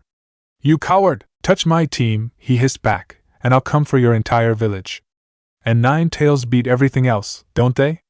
Go find yourself some scrolls elsewhere, Kuratsuchi-sama, Jibachi said crisply. We should leave. The kunoichi from Iwa clenched her fists, gritting her teeth and snapping her eyes shut as her shoulders began to tremble from her simmering rage. Then, suddenly, she simply stilled and grinned. Yotan, Sekijio no Jutsu. From beneath Team 13's feet quicklime erupted, the thick and congealing lime covering Naruto's team to their necks before any of them could act. The Kuratsuchi they had been talking to till that moment crumbled to stone, as another emerged with a sarcastic smile from the ground itself. She thrust her hand into the lime, eliciting gasps and wide eyes from Sakura as her hands prodded around the sticky substance that impeded any movement from them. Swiftly, the 3 scrolls they had painstakingly acquired emerged from the lime, while the granddaughter of the Tsuchikage began to whistle happily as she threw 2 of them to her teammates. You know, Kuratsuchi smirked. You should never let an enemy talk and buy time.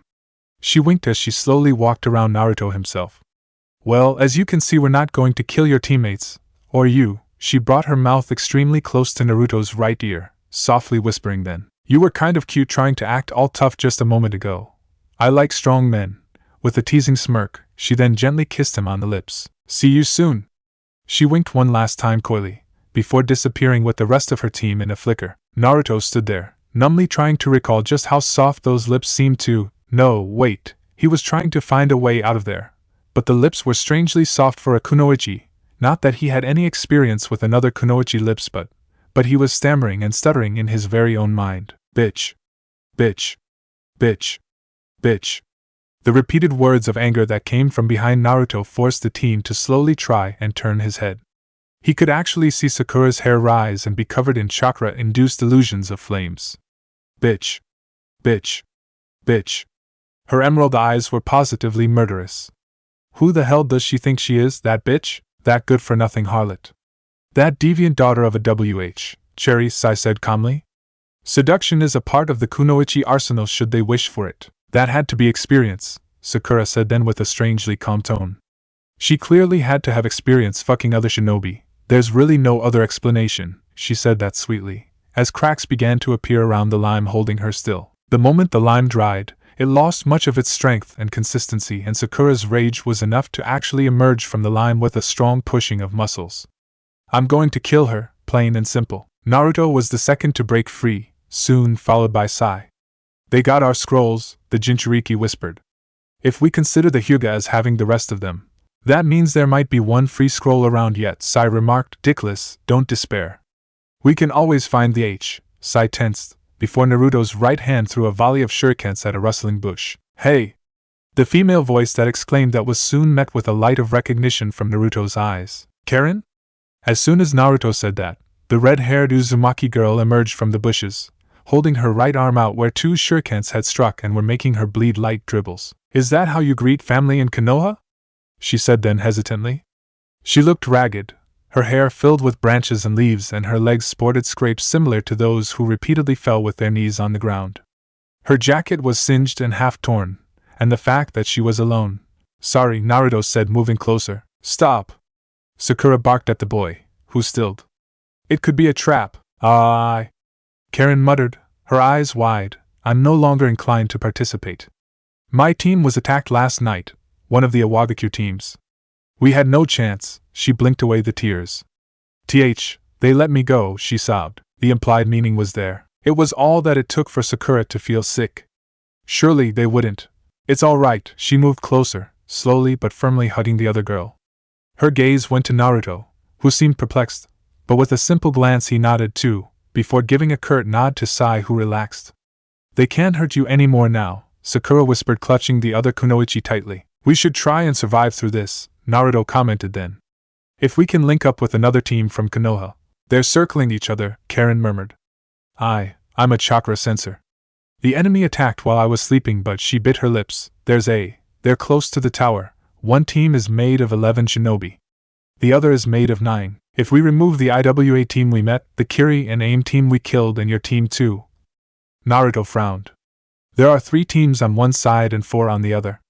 That makes... Wait, the boy whispered. Sakura. Was there a Kiri team in the first exam that passed? Huh. Of course they're W. Sakura's eyes widened in disbelief. There wasn't. Team 5, 8, 9 and 10 from Konoha passed. One team was from Sunigakure. There was one team from Amigakure, one from Takigakure, one team from Kusagakure and Otogakure, and finally 2 from Awagakure.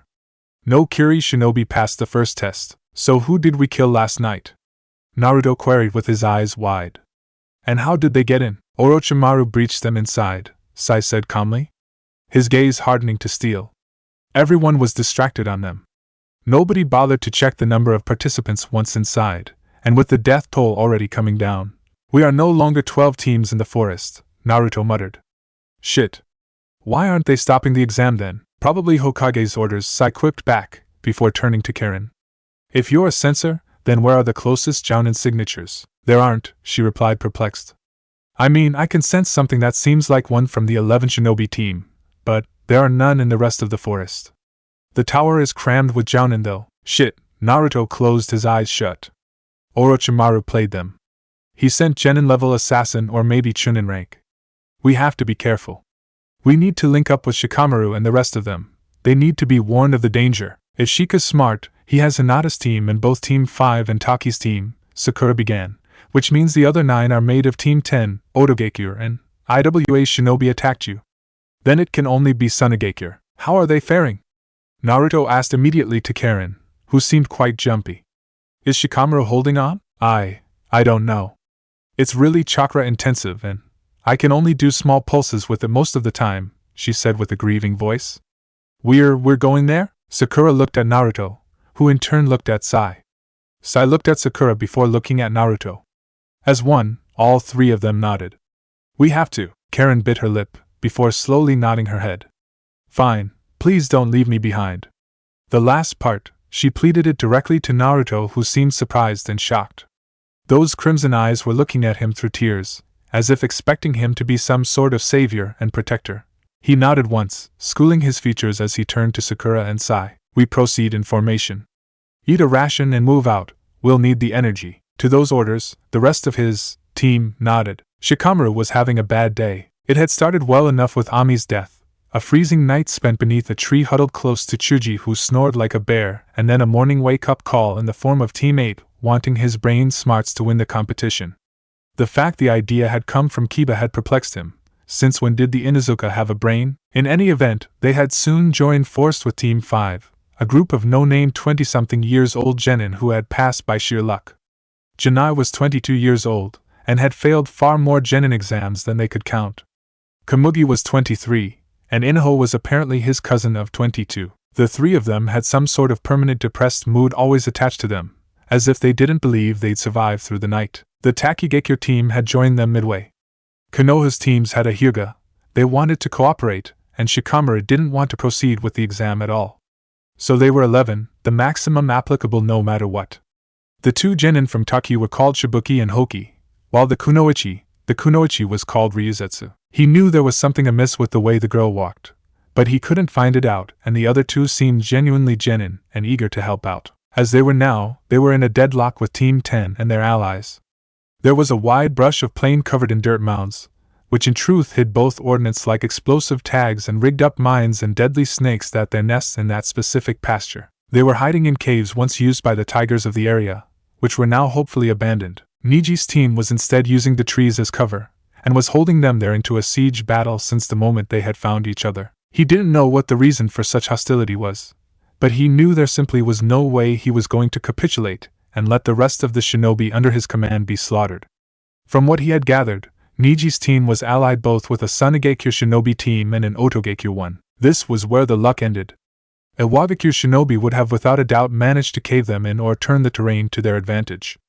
As it was, they were evenly matched and playing a game of attrition. His side possessed 3 scrolls, and it was probably clear that Niji didn't hold all of the others. He probably had either 2 or 3, maybe 4. They were holding them off to prevent them from reaching the tower and have less competition afterwards. And he had to admire the shrewdness of the action. If they managed to get their scrolls, they would probably reach 7 and ship off towards the tower. Niji had to know they didn't possess all the scrolls. Hinata had told him that her cousin's range was far wider than hers, and she furthermore had said they weren't carrying their scrolls on their person, which made even more sense, since by hiding the scrolls in a location only a Hyuga could see guaranteed the cooperation of the others. He didn't know the whereabouts of Team 13 or of the 2 teams from Iwagakure, or the one from AIM, but that didn't bode well at all. He watched as Hinata Hyuga was doing her best to smile as she applied a healing salve to one of Shino's shoulders. The Aburame had been sent out with his bugs for recon. He had barely come back alive by shielding himself with his insects. Team 10's long-range specialist had a devastating accurate precision. It was like being beneath archery fire the moment you stepped outside. Only the arrows hit and detonated at the same time. They're trying to push through again, Janai exclaimed, grabbing hold of his kunai as he, Inaho and Komugi headed off for the contingency they had planned beforehand. Shikamaru carefully watched from his position as the trio of genin faced off against a single red-haired shinobi. It was the genin with the gourd. Sand seemed to be coming out from it, and he appeared to be manipulating the fine grains with practiced ease. He frowned.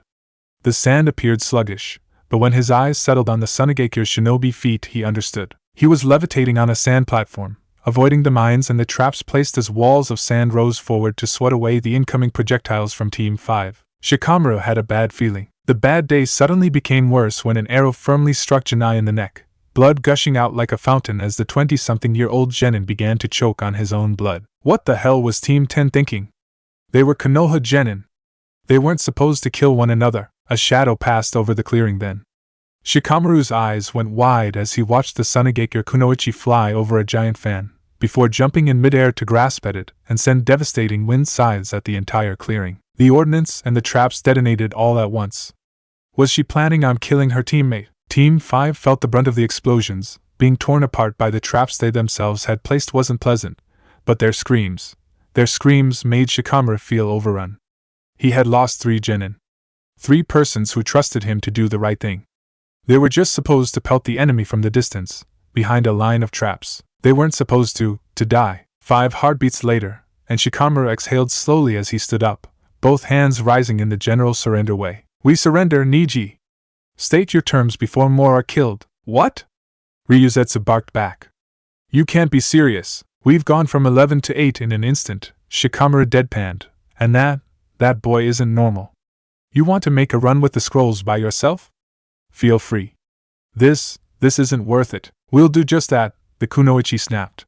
Hand over the scrolls. They're hidden in the back of this cave, beneath the 4th rock pillar from your right, the Nara drawled before turning to the entrance of the cave. Leave if you can, I'm going outside. Nara-san, going outside without protection is ill-advised. Why? Because no one knows if they will stop attacking or finish you off. Shino brought his glass back at the top of his nose as he spoke. We should try and terminate the Suna composition of the enemy. How? I do not know, Shikamaru sighed, before exhaling one more time. They aren't going to stop until they get what they want. The Nara shook his head. It's the only way. He walked out with his hands above his head. We would like to speak terms. He quickly exclaimed. Smart boy. The Sunagakure kunoichi landed next to him in a moment, folding her giant fan but taking out a smaller one. Now where are the scrolls? Twin volleys of smoke erupted from within the cave, soon followed by 3 figures dashing away. The moment the Suna kunoichi took to stammer out and cough, Shikamaru's sign of the rat was completed. Cagemane, he said dryly, completed. The blonde pigtailed girl found herself turning around with a hand clasping her giant fan. Not controlling her body, she found herself opening it completely before bringing her left hand towards the cloth center of it. No, she whispered. You can't do. And then there was the noise of fabric being ripped, as her very own hands tore apart her most prized possession. It was a gift from my mother, she whispered, then frothing in rage. I will have my revenge for this. Nobody moves. Shikamaru barked, even as the red-haired genin from Suna didn't seem inclined to stop. It won't work, Temari chuckled dryly. Gaara's not going to listen to why, and then he stopped. Straight in the middle of the clearing, Gaara stopped. The reason became apparent when another team appeared on one side of the forest, one composed of 4 shinobi. Shikamaru exhaled in relief as he saw the familiar figure of Naruto, Sakura and Sai accompanied by a 4th member that was from Kusagakure. Team 13 was probably going to try and be diplomatic about. Orochimaru of the Sannin has invaded the exam test area. Naruto Uzumaki barked out quickly. He is an S-rank shinobi threat. A Kirigakure team had already infiltrated the area. There might be more. We must stop fighting and head towards the tower as quickly as possible. Yeah, like hell, Temari snorted from her position, even with Shikamaru's cagemane was firmly holding on to her. The Nara began to sweat. Naruto wasn't known to be a liar. A loner maybe, a prankster in youth too, but he did appear serious. Those are lies. Niji Hyuga took the decision away. If you met with him, why are you still alive? You're lying, trying to get to the scrolls. Oh, for the love of... Fight me! Gaara's voice resounded crisply into the clearing, his eyes icy as they stared at Naruto's form. If you win, you will have my scroll and prove your words. If I win, you and your teammates will die. Sands whipped around the Sunagakure shinobi like waves, forming hands as the platform upon which he rested his feet began to levitate. Fight me! Prove my existence with your blood! He snarled, angrily screaming. Prove to me your strength, Kyuubi no Kitsune. Shikamaru's eyes narrowed as he watched Naruto give a quick glance over to both Sakura and Sai, his 2 teammates looking at Gaara and shaking their heads firmly. Naruto just gave them an awry smile, before carefully nodding once. Sakura seemed defeated, the girl biting her lip in an effort to say something. The red-haired girl that had been there since the beginning purposefully marched forward and gave a kiss to Naruto's cheek, making the dark-haired boy stutter. Shikamaru's sweat dropped. The Sunagakure shinobi looked positively murderous at being ignored. He watched with the corner of his eyes as Sakura seemed to steel her resolve, before clasping onto Naruto's clothes and full-out kissing him on the lips. The best reaction to define that would be that Rock Lee guffawed. The sickening feeling of bloodlust simply increased after that in the air, as Naruto found himself taking a few more steps forward towards the clearing, while the rest of his teammates dropped back in the surrounding forest. A real shinobi doesn't fight head-on, Naruto muttered, looking at the mass of sand and hatred that seemed to be Gaara. Danzo-sensei would kill me if he were to watch this. In the bowels of Root, Danzo Shimura watched through the water sphere with anger simmering to explode. He eyed the slightly worried Hokage, who seemed to be trying to get into contact with the teams stationed to guard over the jinchuriki of the sand, Let me guess, Danzo smoothly muttered. No Jounin or Umbu is answering the call from their surrounding, and Tenzo is not reachable. They are sighting Orochimaru in the other areas. He's trying to reach the Awagakure teams, so either we let him kill Oinoki's granddaughter and start a war, Danzo smoothly interjected, or we let the battle between the two jinchuriki play out. In the training ground 44, it's too close to Konoha, he exhaled once. Sound the alert. Have the civilians head for the bunkers. I trust Naruto implicitly to hold the Kyuubi in check. His only eye narrowed, but I don't trust Tsunagekere's jinchuriki at all. Try and get Tenzo to answer for Kami's sake. We're going to have a battle between jinchuriki at the doors of our village. Gaara didn't know why. He had always been alone. People hated him, tried to kill him and threw things at him. He could never sleep. He could never close his eyes because a voice soon began to whisper bad things in his ears. Then his uncle had died, and the voice had told him she was his mother. He had believed the voice, and he no longer had been alone. Now, in the clearing, he watched as another walked forward purposefully. This one had cerulean eyes, a darker shade than his, and dark hair. He had teammates who talked to him, and one even kissed him. He had never been kissed, not even on the cheek. He had never been hit, but not for lack of trying. He was furious. How dare he? How dare he have what he had not? He would show him. He would. Shikaku, Naruto spoke firmly. Are you in there? He added then. He was relaying the Kyuubi's words. Better that than to become some sort of chakra beacon. Mother doesn't want to talk to you. She wants to fight you, Shikaku, the Kyuubi snarled. Answer me. It was annoying before, but now, where are the others? That's not my name. Gaara screamed back as the sand around him began to pulse with blue lights. I am the Ichibi. The ruler of the desert, Shikaku, Kurama whispered quietly. What have they done to you? It was so small, the Ichibi whimpered like a child. So small and cold. It was a vase. Can you think a vase is enough for me? I had to become small. Smaller and smaller or the vase would crack, and the next would be tighter and more hurtful. It was maddening. Tell me, Oniai-san, why did it have to be me? The voice wasn't that of a bloodthirsty monster. It looked, it felt, it seemed, like that of a child, a scared one. Why did I have to be brought to this maddening world? Why did I have to be the misery? All can react, but I suffer alone. All can do, but I cry alone. I was left alone. You never came to save me, big brother. Nobody came to me. I was left alone. In the vase. Crying. Why weren't you there for me, brother? Did you not love me? Shikaku, Kurama spoke firmly. Why have you not freed yourself? The seal of the boy is weak. I have lived in a cage for centuries, brother. Shikaku spoke through Gaara's mouth. I am afraid of leaving the prison. What if the next hurts more? Naruto clenched his right fist. His blood felt as if it was boiling. I understand, he finally whispered. So you want to fight, brother? I want to be free from my duties. Then as your older brother, Naruto unsheathed his Yoroi Tanto, red and crimson chakra lapping out and surrounding his frame. I will free you from your burden. A shroud of crimson chakra burned through the grass of the clearing, as fire itself naturally lit the area, generating a firestorm that crackled madly throughout the area. A pool of flames surrounded the two fighters. As Naruto's mind watched from within the sewer-like room, the Kyuubi's chakra flowing through the water, the pipes, and the surroundings. The water was slowly boiling away, and as Naruto hissed in pain, the Kyuubi's crimson eyes narrowed on him. You are not fighting me. Have you gone mad finally? I understand, Naruto whispered back, closing his eyes firmly. His pain, I understand it. The Kyuubi grinned slightly, showing his giant teeth. Then open your eyes, Naruto Uzumaki, the Kyuubi remarked. Watch as the malice of men works. My brother ruled over the sands. He was maybe a sight of misery while free, but as long as he was, misery could be kept controlled. He was the leash of the desert itself. The solitude, the despair, and he was the kindness in the midst of the nothingness. He was the oasis you can find in the middle of nowhere. Kurama's eyes glazed over as he remembered.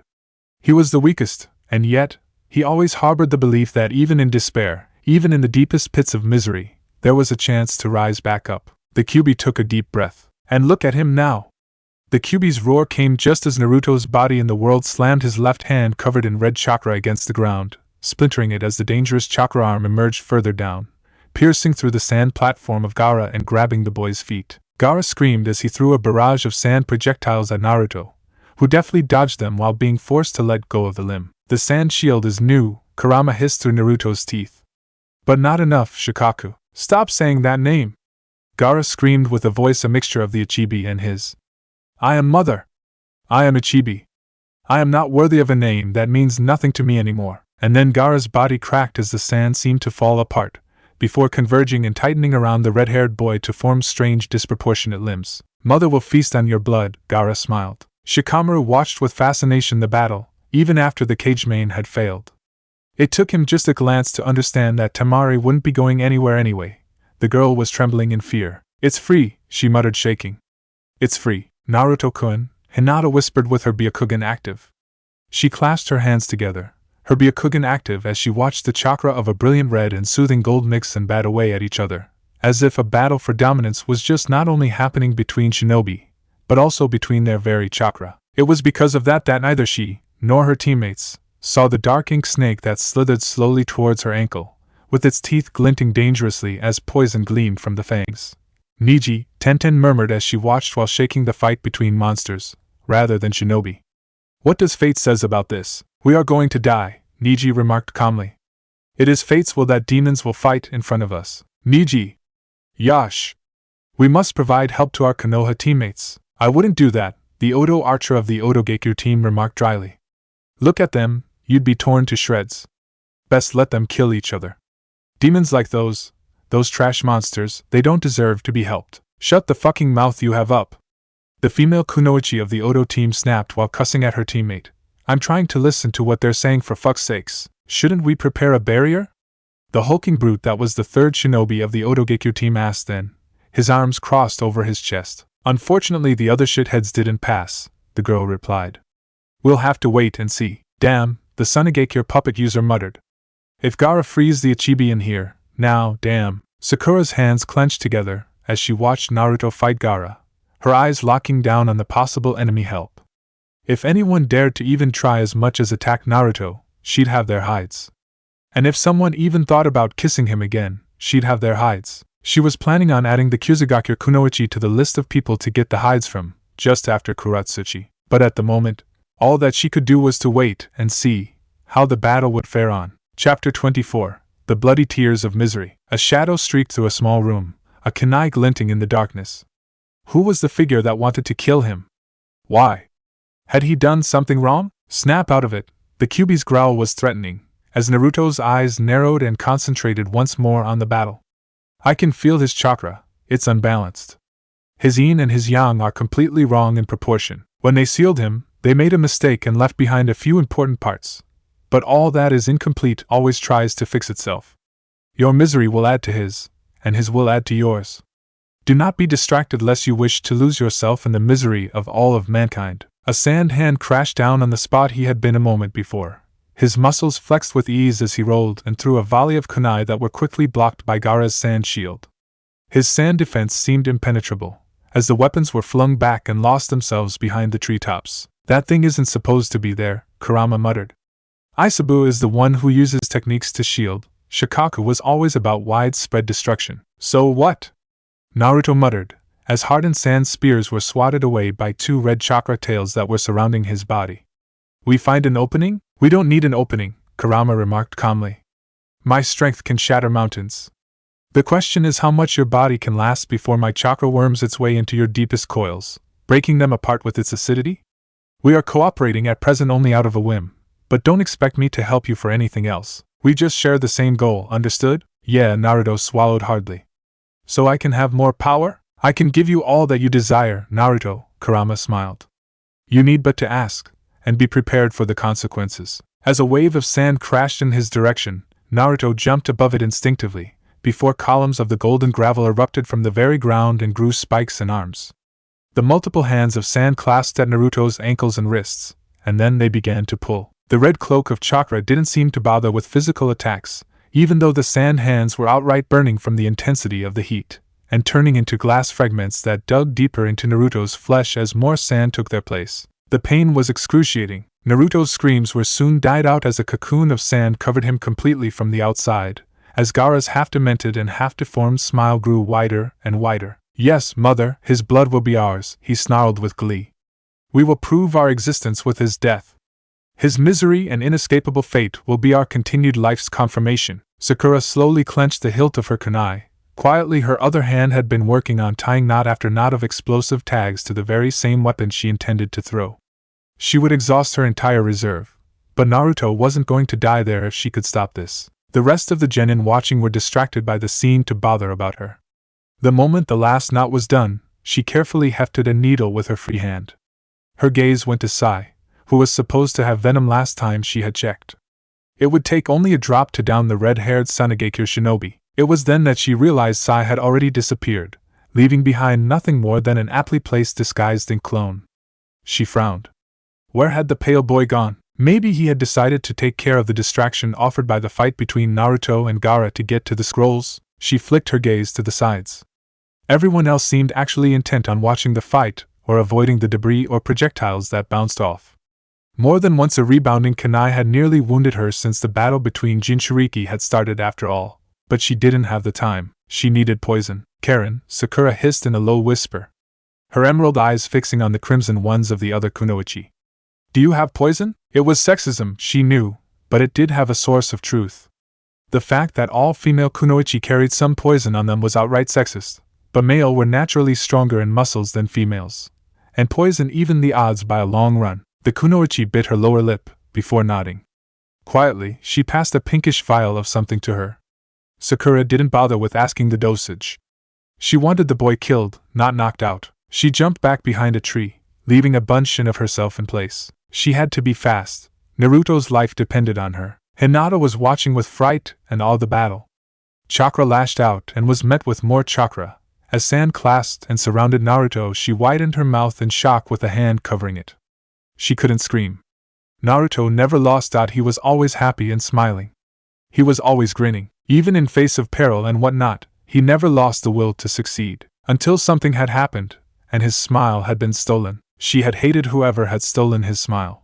She had hated watching him close off in himself, becoming another, her. She had been disgusted with herself too. Naruto's light, his shine, it had disappeared, and she had felt nice about it. She had hoped she could move closer to him, convince him to open up to her, and then become once more a ray of hope in the bleak world she lived in. She had been selfish, and someone else had taken her idea and made it her own. How dared Sakura Haruno take Naruto's first kiss?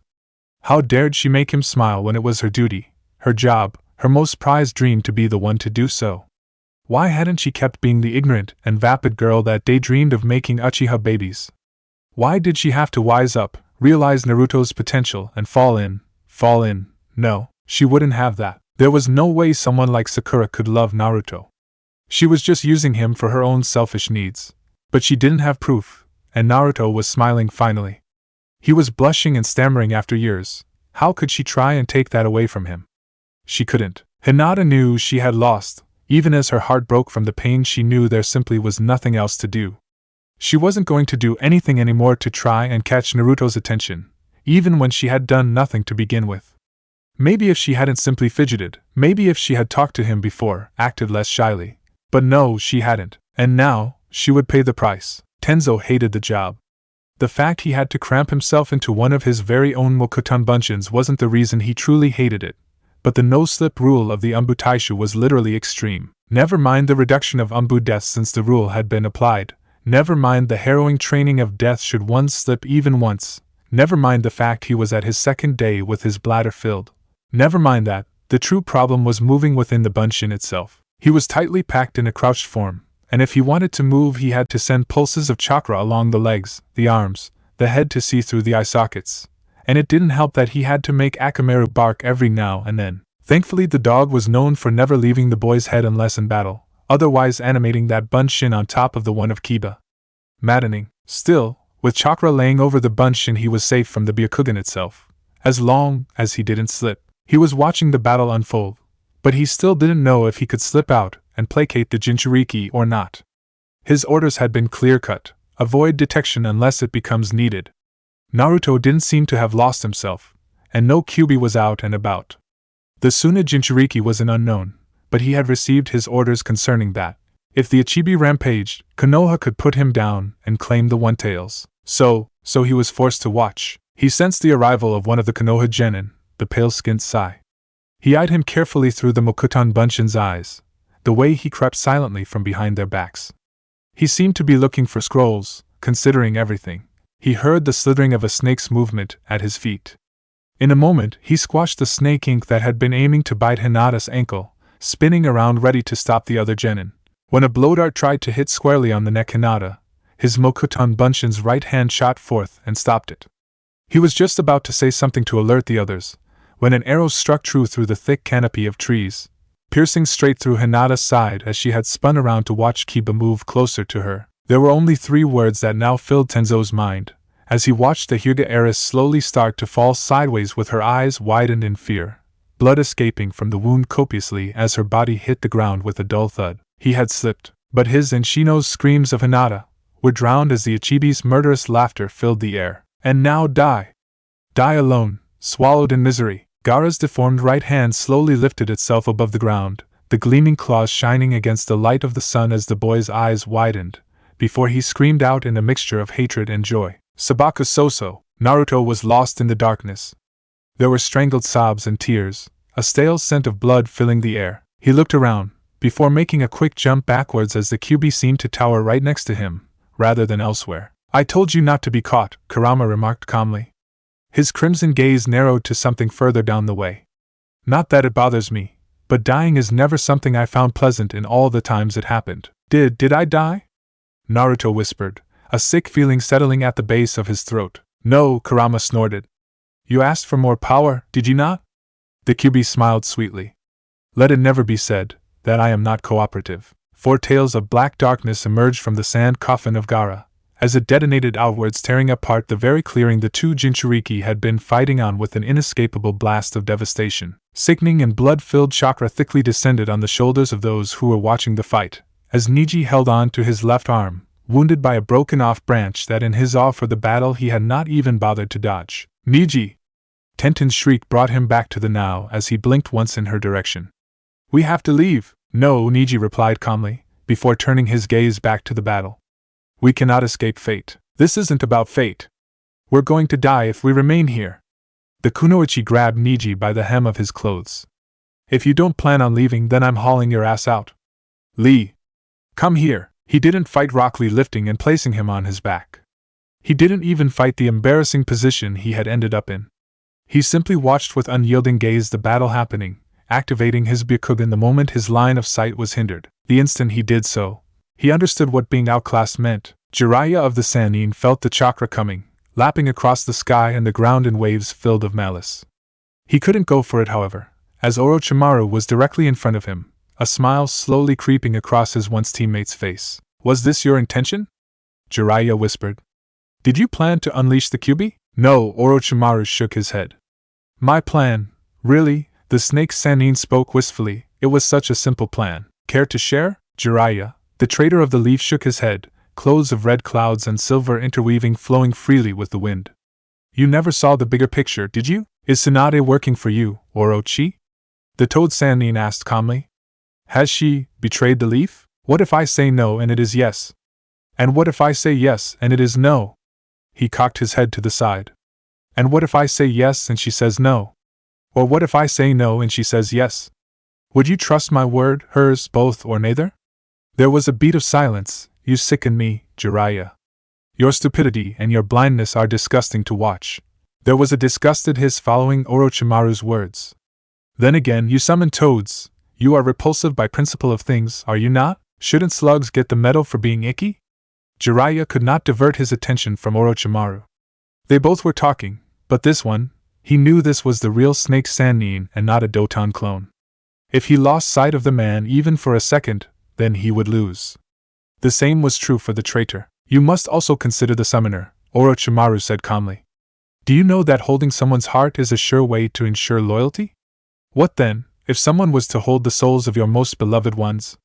What if death was no longer a certainty, but merely a hurdle to overcome? Tell me, Jiraiya, what would you sacrifice, in exchange for another moment with your beloved ones? Jiraiya slowly ground his teeth. What are you talking about? You know of the Edo Tensei, Orochimaru spoke firmly. You must know of it, Sensei told you, didn't he? No, Jiraiya muttered. He didn't. What is it? A technique? You don't know? The snake Sannin blinked. The toad sage didn't move. The blink had been calculated to lure him in a trap. He knew how Orochimaru thought after all. No, enlighten me, asked Sensei. The snake Sannin shrugged. I know. He told me. He asked me to research it.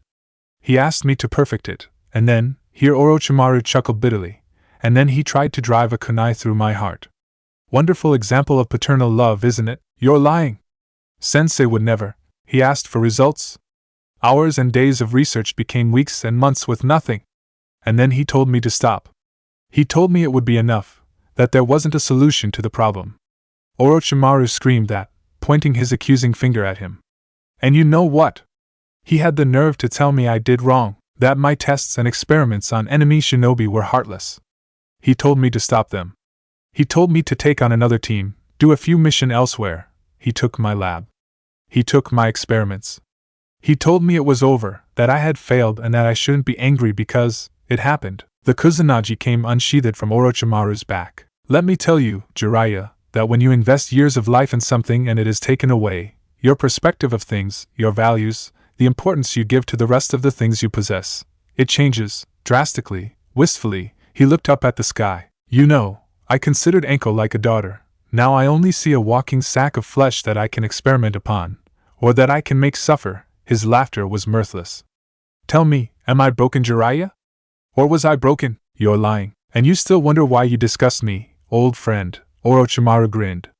Never seen the bigger picture, never will.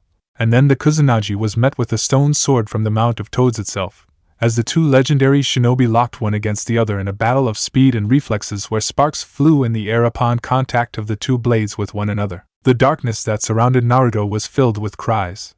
He heard screams, whimpers, pleads and grieving calls for help. The Kyuubi at his side simply sat down, smirking in wait. Go on, don't let me hold you back, he said simply, nudging him forward. Watch misery. Watch humankind's despair and grief. Watch what your fellow man does to another, feel the tears run down your cheeks and then ask yourself, ask if my work is without purpose. Naruto took a single step forward, and then the screams that had been incoherent babble until then became understandable. Mommy? Where are you, Mommy? Daddy? Help me! Stop it, please! They're only children. No! What is our fault? We didn't do anything. We didn't ask to be born with bloodlines. Stop it! It hurts. Help! Help me! Mom! Dad! Someone! It's dark in here, someone, anyone? I feel sick. Where are you, Mom? Don't walk my path. Amaru, please don't walk my path. Why are you taking me away? I didn't do anything wrong. I am not a monster. Please, I'm not at fault.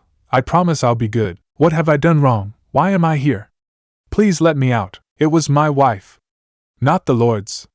He had no right, no right. Please stop. Don't. Screams. Cries. Tears. Sadness and grief that were nothing more than misery that asked for more. There was no hope. There was nothing but the crushing despair that turned to the darkest thoughts of mankind itself. Malice, at least. Malice's action, Kurama's voice whispered at Naruto's ears, as his heart felt clenched by the mere tone the words, the calls for help held. Misery is nothing more than uttermost despair. It is to suffer. It is crushing, isn't it? And for all their calls of strength concerning my powers, I always thought Shikaku was the one with the strongest soul. He could smile, even when his entire being was composed of this. He could laugh and play, just like a child, even when his burden was maybe the heaviest out of us all. So tell me, Naruto, is it worth it to fight for humanity? Do you know how many die of hunger, thirst, abandoned by their only chance of survival? How many cry in the dark cells for crimes they have not committed, forever cast away from the light? I didn't poison Naruto-kun. Please, I didn't. Naruto's eyes widened. I am. It wasn't me, the voice sobbed. I didn't do it. Please. I'm sorry. I didn't do it. I loved him like a brother, please. You have to believe me. I didn't do it. Where is she? Nowhere, Kurama remarked. Her despair is just added to that of Shikaku. Her thoughts are nothing more than the yin chakra that composes him, just as nature itself is our yang side. Why do you think I am not a gibbering mess of stupidity, even with my yin side sealed by the Shinigami? What? You don't know? Kurama raised an eyebrow. Your Hokage thought the seal would not be enough to contain all of me, and so he sealed away with him only my yin half. Know this, Had he actually succeeded, and had I not held on to a bare minimum, you wouldn't be talking to me, as much as fending off every single attack of a fox blabbering like a raving lunatic. Chakra is what makes us think, it is what defines us to the world. Without it, we are nothing more than masses of chakra bound to our only purpose of destruction, and if we can't think, then we do not even recall what we have to destroy. So, she was innocent? That depends, Kurama replied. In the deepest pits of despair she cried out her innocence. Either she lied to her very soul when she said those words, or at the very least she meant every single one of them, or she might have simply chosen to forget about it. You humans do that when traumatic experiences happen after all. Sob, uncle? Where are you? The voice of Gaara caught Naruto's attention, as he turned his gaze to the scene of a young boy crying out as he held onto a teddy bear, tears running down the chins of what was now the monster he was fighting. Am I human? Why can't I bleed like the others? I am so sorry, Gaara, the uncle in question whispered, only to his very mind, as the scene morphed to a tear-stricken Gaara on a rooftop, moments before he carved the kanji for love on his forehead while screaming out in maddening grief his last tears. Shikaku! Where are you, brother? Kurama's voice barked through the pitch-black darkness. Stop hiding away. You called me here, through the dreamscape of chakra. We used to play hide and seek a lot, brother. Another voice spoke as a figure took a single step forward from the darkness. It was a child, with deep golden hair and striking blue eyes. He had 2 earrings on his ear, on the upper side. He wore a simple robe, the color of the sand. His skin was pale as he held onto a simple leather ball. You don't like playing with me anymore? It's not that, Shikaku, Kurama whispered back softly, his crimson gaze landing on the small humanoid figure. What have they done to you? Do you remember now? Have you recalled? Is my presence enough, brother? It was dark and cramped for a long time, Shikaku muttered. Then they tried to put me in people. People cannot withstand my power for long. At night the misery would seep through, their thoughts would become muddled by mine. And so they thought it my fault. When I broke free I was lost. I had lost many pieces. Who I was, what I had to do, I couldn't recall much. Was I Shikaku? Was I the Ichibi? A weapon, a bijou? Was I a demon, brother? Were we demons back then, with father? Why did he never call us demons then? I couldn't understand. They never answered me. The boy bit his lower lip. I tried to be good. Their seals were shoddy.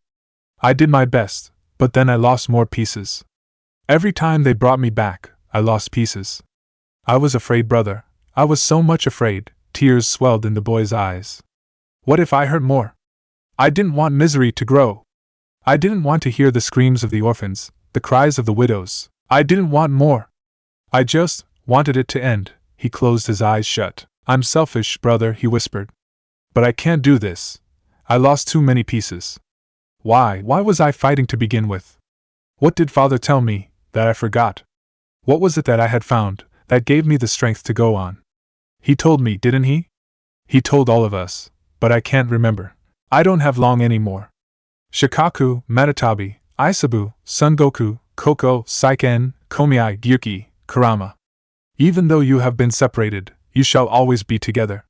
Kurama whispered, his eyes gleaming slightly from tears. Naruto watched the scene unfold and the words being spoken without breathing, his heart clenching painfully as the words simply came out from the Kyuubi's mouth one after the other. Even though your burden is great, even though my selfishness imposes this on you, know that I would not entrust this to anyone else.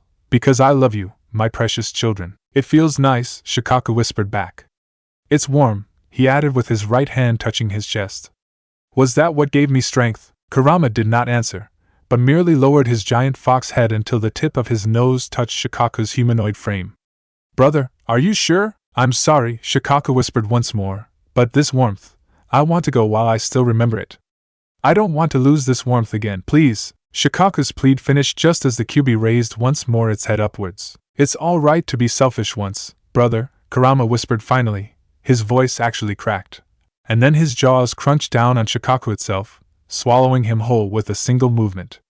Naruto's eyes widened, but he couldn't even scream as the roar of agony of the Kyuubi drowned out any protest, as the soul-rending shriek pierced through the darkness itself and slammed him outside, away from the Kyuubi's lament. Naruto's eyes opened to his mouth firmly settled into the lukewarm entrails of the Sunigakure shinobi known as Gaara. No, to be more precise, his mouth had been feasting on the enemy's chakra coils.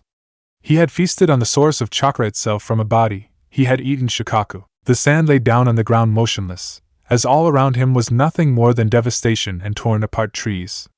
There wasn't a forest anymore around, but just a desert of sand. The trees themselves, which stood beyond the now larger field, were covered with a light sprinkle of golden grains. No one was around him, as he felt his skin burn while chakra healed his body. He looked at his skin, that appeared flailed out and that was now closing up with unparalleled speed. His clothes were torn to shreds, barely covering his body as he tried to stand up only to fall on his back and gasp for air, coughing out blood that he knew wasn't his, but only of the enemy he had killed. The boy who had no fault but that of having been born as he was, where he was, and that had suffered beyond what a normal boy was meant to. "I'm sorry," he whispered out. "Your uncle really loved you," he added then, as tears began to streak down his face. There was no other way. Naruto. There was a blur of pink hair as soft arms suddenly encircled him, a face digging deep on his shoulder as he felt Sakura's body press against his. The girl was sobbing uncontrollably. She clutched him tightly as if afraid he'd slip away. "Never again. Never, sob, never again, do you hear me?" She cried hard against his shoulder, mumbling, "I was so scared. I thought you were dead and then you came out different and you attacked him.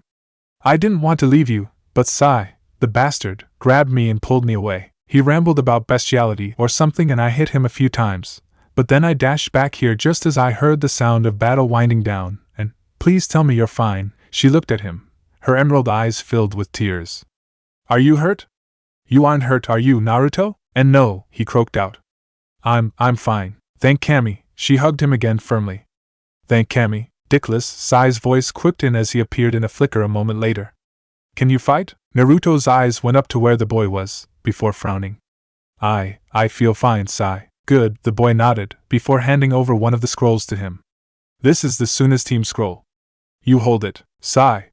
Sakura exclaimed angrily. "You can't just hand it over like that. Naruto, stop acting tough. You can't be fine.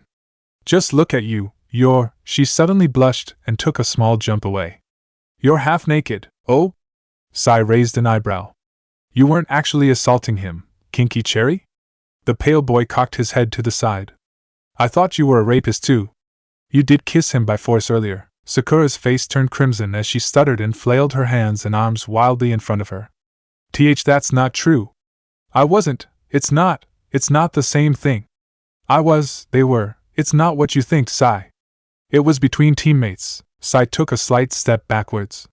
"I don't want to be kissed by you, Kinky. I fear for my purity." "I wasn't going to." "Wait a moment. Why are you making it sound like you're an innocent maiden or something? I'm the one who has to listen to you spouting nonsense with dicks all day." "Where are the others?" Naruto asked then, looking around in surprise. "They ran," Sai deadpanned. Nara and Akimichi ran towards the tower. Team 9 moved away, probably to get their stashed scrolls. Team Otogekure is pursuing Team 8, and the Suna shinobi. "Naruto-kun!"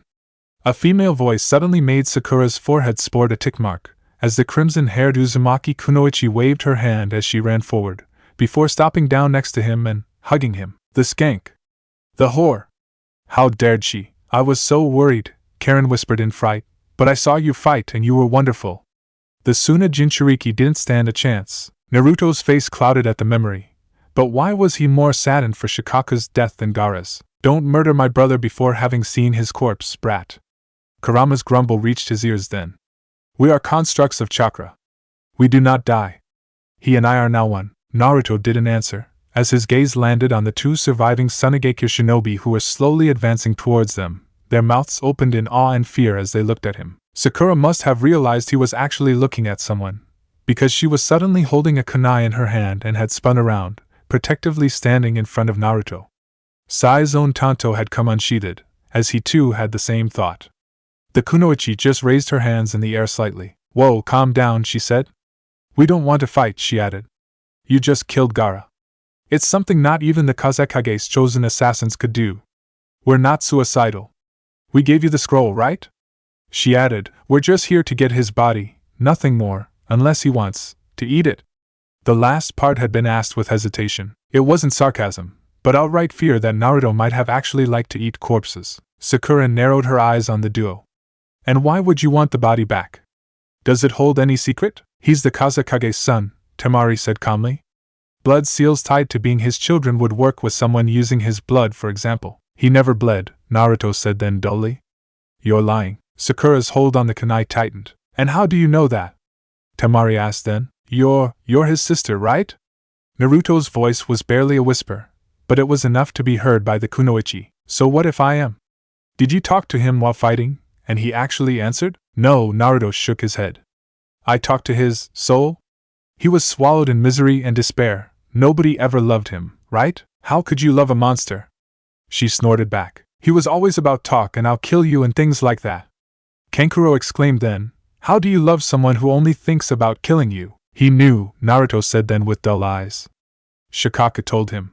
He wasn't holding you away for anger, and he wasn't acting like a psychopath for his own gain. If he had acted like a brother to you, your own father would have sent both of you to kill him. He protected you by keeping his distance. So have some respect for the dead at least. Slowly, Naruto stood up. When you go back to your father, try and ask him if he ordered your uncle to kill Gaara. He might lie, but the truth is that he did give that order, and the fact the order was obeyed is what brought us to this. If he wants to fault someone, he can fault himself. What proof do you have? Kankuro asked then bewildered. I mean, do you have anything solid? He's not only our father, but also the Kage of Suna, unless. Shikaka whispered of misery, Naruto replied calmly. And your uncle's last thought were of despairing grief for what he had done. There was a moment of silence, where only the wind blew in the desert-like clearing. See, can we bring him home? Temari asked finally with a cracked voice, her eyes slightly humid. Take him and go, Naruto said then with a nod. Wait out the time limit near a gate and leave, it's for the best. Temari's hand grabbed the light weight that was Gaara's corpse, before jumping back and starting to run away with Kankuro in tow. She held the dead body of her younger brother, the one she used to talk to when he was still in her mother's tummy. She had already planned to be the bossy sister, to make sure he'd always be prim and proper, and there he was now, dead. Life has a way of going against plans. But her eyes hardened then, because if her father had done this to her brother, and if her brother had kept them away only to keep them safe, she'd commit treason gladly, because her brother hadn't earned this, and nobody, no one, not a single living being deserved what Gaara had gone through, and she'd make sure the lesson would stick, no matter what. Kankuro remained quiet. His thoughts drifted back to home. What was their father going to say? Gaara had been the jinchuriki of the Ichibi, and he had died. The plan to invade Konoha, to siege the village, it had just gone up in flames. And if their jinchuriki was that strong, then what hope had they had in the first time? Their father had to be talked out of this, as fast as possible. Kiba cursed out loudly. The arrow had pierced through the sides. The true aim of the arch had probably been to sever the spine, but thankfully his chunky movements had alerted Hinata, who had turned enough to avoid that fatal blow. Shino had been a life savior, creating a diversion of bugs to make sure they managed to lose their pursuers as they hid in a thick undergrowth patch of leaves. He had quickly extracted the arrow and bandaged the wound. There had been no other choice. The arrow could have been poison after all. Before checking for anything to stem the blood loss, she would survive anyway, but unless aptly treated, she was prone to losing her mobility because of the wound. The only problem was that his umbu supplies would have been more than enough, but his genin assigned ones? Not at all. He had been ordered not to intervene during the exam, to surrender before the start of the third test. He was simply tasked with stopping the death of the Hyuga heiress, not of making sure she could continue her genin career unscathed. He had a choice to make. The girl was shivering, sweat falling down her face as she groaned and moaned in pain, her mouth clenching tightly against a chunk of wood. He had a choice, and he would have to live with it, no matter what it was that he chose. Chapter 25. The blood drying in the darkness. Jiraiya limped back to the tower, holding on to the charring black limb that once was his left arm. He had won. His teammate had been quicker, faster, and he had barely escaped with his life, but he had won. Orochimaru had retreated first. That was what the Toad Sage was thinking, as he wobbled up the stairs and was soon brought in the infirmary of the tower by the medic jounin assigned to it. He wondered how his ex-teammate had managed to retain the same speed as in youth.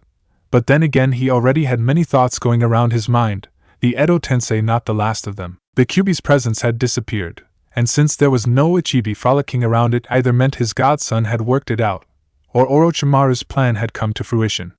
In any case, he could do nothing more than rest and hope to flush out whatever poisons the Kusanagi had excreted. One thing however was unmistakable, Orochimaru worked for Akatsuki. The clouds on his cloak were proof of that. As the toad Sannin mulled over dark thoughts, Naruto Uzumaki was looking with a half-interested gaze at the dinner his teammates had managed to procure. Mushrooms that Sai had given the green light to were tinged in polka dots, while strange tooth-filled creatures that resembled rabbits had been given a warily comestible value. Cooking the stuff hadn't required much precaution. The burnt skin of the fish he currently hefted out on a stick smelled sort of good, and in the pinch they were and would work wonders. He gazed to his right side, where Sakura seemed to be busying herself with cleaning and maintaining her kunai, while on his left Karen was yawning slightly, every now and then dropping her head against his shoulder. He didn't know why, but it felt like being between a rock and a hard place. "Is it ready?" Karen mumbled sleepily, purring as her cheek seemed to be pressing gently against his shoulder. "What are you, 5?" Sakura snapped back angrily. "Stand up tight for Kami's sake," she muttered. "You insufferable flirt." Sai remained conveniently quiet in his corner, as he watched with impassiveness the two kunoichi glare at one another. He could swear there was a small line of electricity running across their eyes and meeting in the center, but then again it was probably the byproduct of being tired. They were resting behind a large tree, having covered the sides with larger plants and wide leaves. The third day was announcing itself to be extremely long, especially if this was how it began. "Do we keep looking for more scrolls?" Sai asked, hoping to remove the tension. "I don't know," Sakura mumbled. "We have one. We can let Naruto pass and—" "Why me?" Naruto asked then carefully. "You or Sai should claim the scroll. I'm not so sure I want to keep going on the exam, especially alone." "Well," Sakura blushed slightly. "We'd have to find the other scrolls. Unless we have a tracker, then we're—" Her gaze went to Karen, who suddenly found herself the center of the attention of everyone else. She made a hesitant smile. I can find chakra, not objects. Look for 3-member teams going to the tower," Naruto quipped. "Shikamaru and Chuji won't be participating any longer, I think, and since one team with 3 scrolls is clearly the Awagakure one." "Oh right," Sakura clenched her right fist with a sadistic smirk. "They have a whore I need to settle a score with." "Cherry, didn't they ever tell you never to kiss and tell?" Sai asked calmly, moving his head slightly to the side as silence descended in the clearing once more. "What are you talking about, Sa?" Sakura's eyes widened as the second meaning of Sai's words settled in. The moment it did, Sakura ground her teeth furiously. "Sai," she charged ahead with murder in her eyes, grabbing the boy by the rim of his clothes and moving him furiously back and forth. "You perverted man," Naruto chuckled. He chuckled and slowly shook his head as he turned his gaze sideways. "You can come out," he announced clearly. "We know you're there." In a moment, Sakura's action became clear as Sai's form disappeared in an ink clone. Her distraction had served its purpose, as Shino found himself stepping forward with both hands up in the air and a tanto clearly poised to strike him from the back. Sakura had already taken out 3 needles, and was taking careful aim for the aburame. "Interesting. I thought I had covered my tracks perfectly." "How did you find me?" "You smell," Naruto retorted calmly. "Of honey." Shino raised an eyebrow for a moment, before comprehension seemed to dawn on his face. "Ah, pheromones to guide the Kikaichu. I didn't expect your nose was able to sense them. Is that another thing of having the Kyuubi sealed within you?" As soon as he asked, Sai's tanto moved just a little bit closer as Sakura prepared herself to fire her needles. "What do you want?" the pink-haired kunoichi hissed. "We're not giving you our scroll." "I do not want that," Shino replied calmly, shaking his head. "I have come to terms with the fact this exam will be my loss.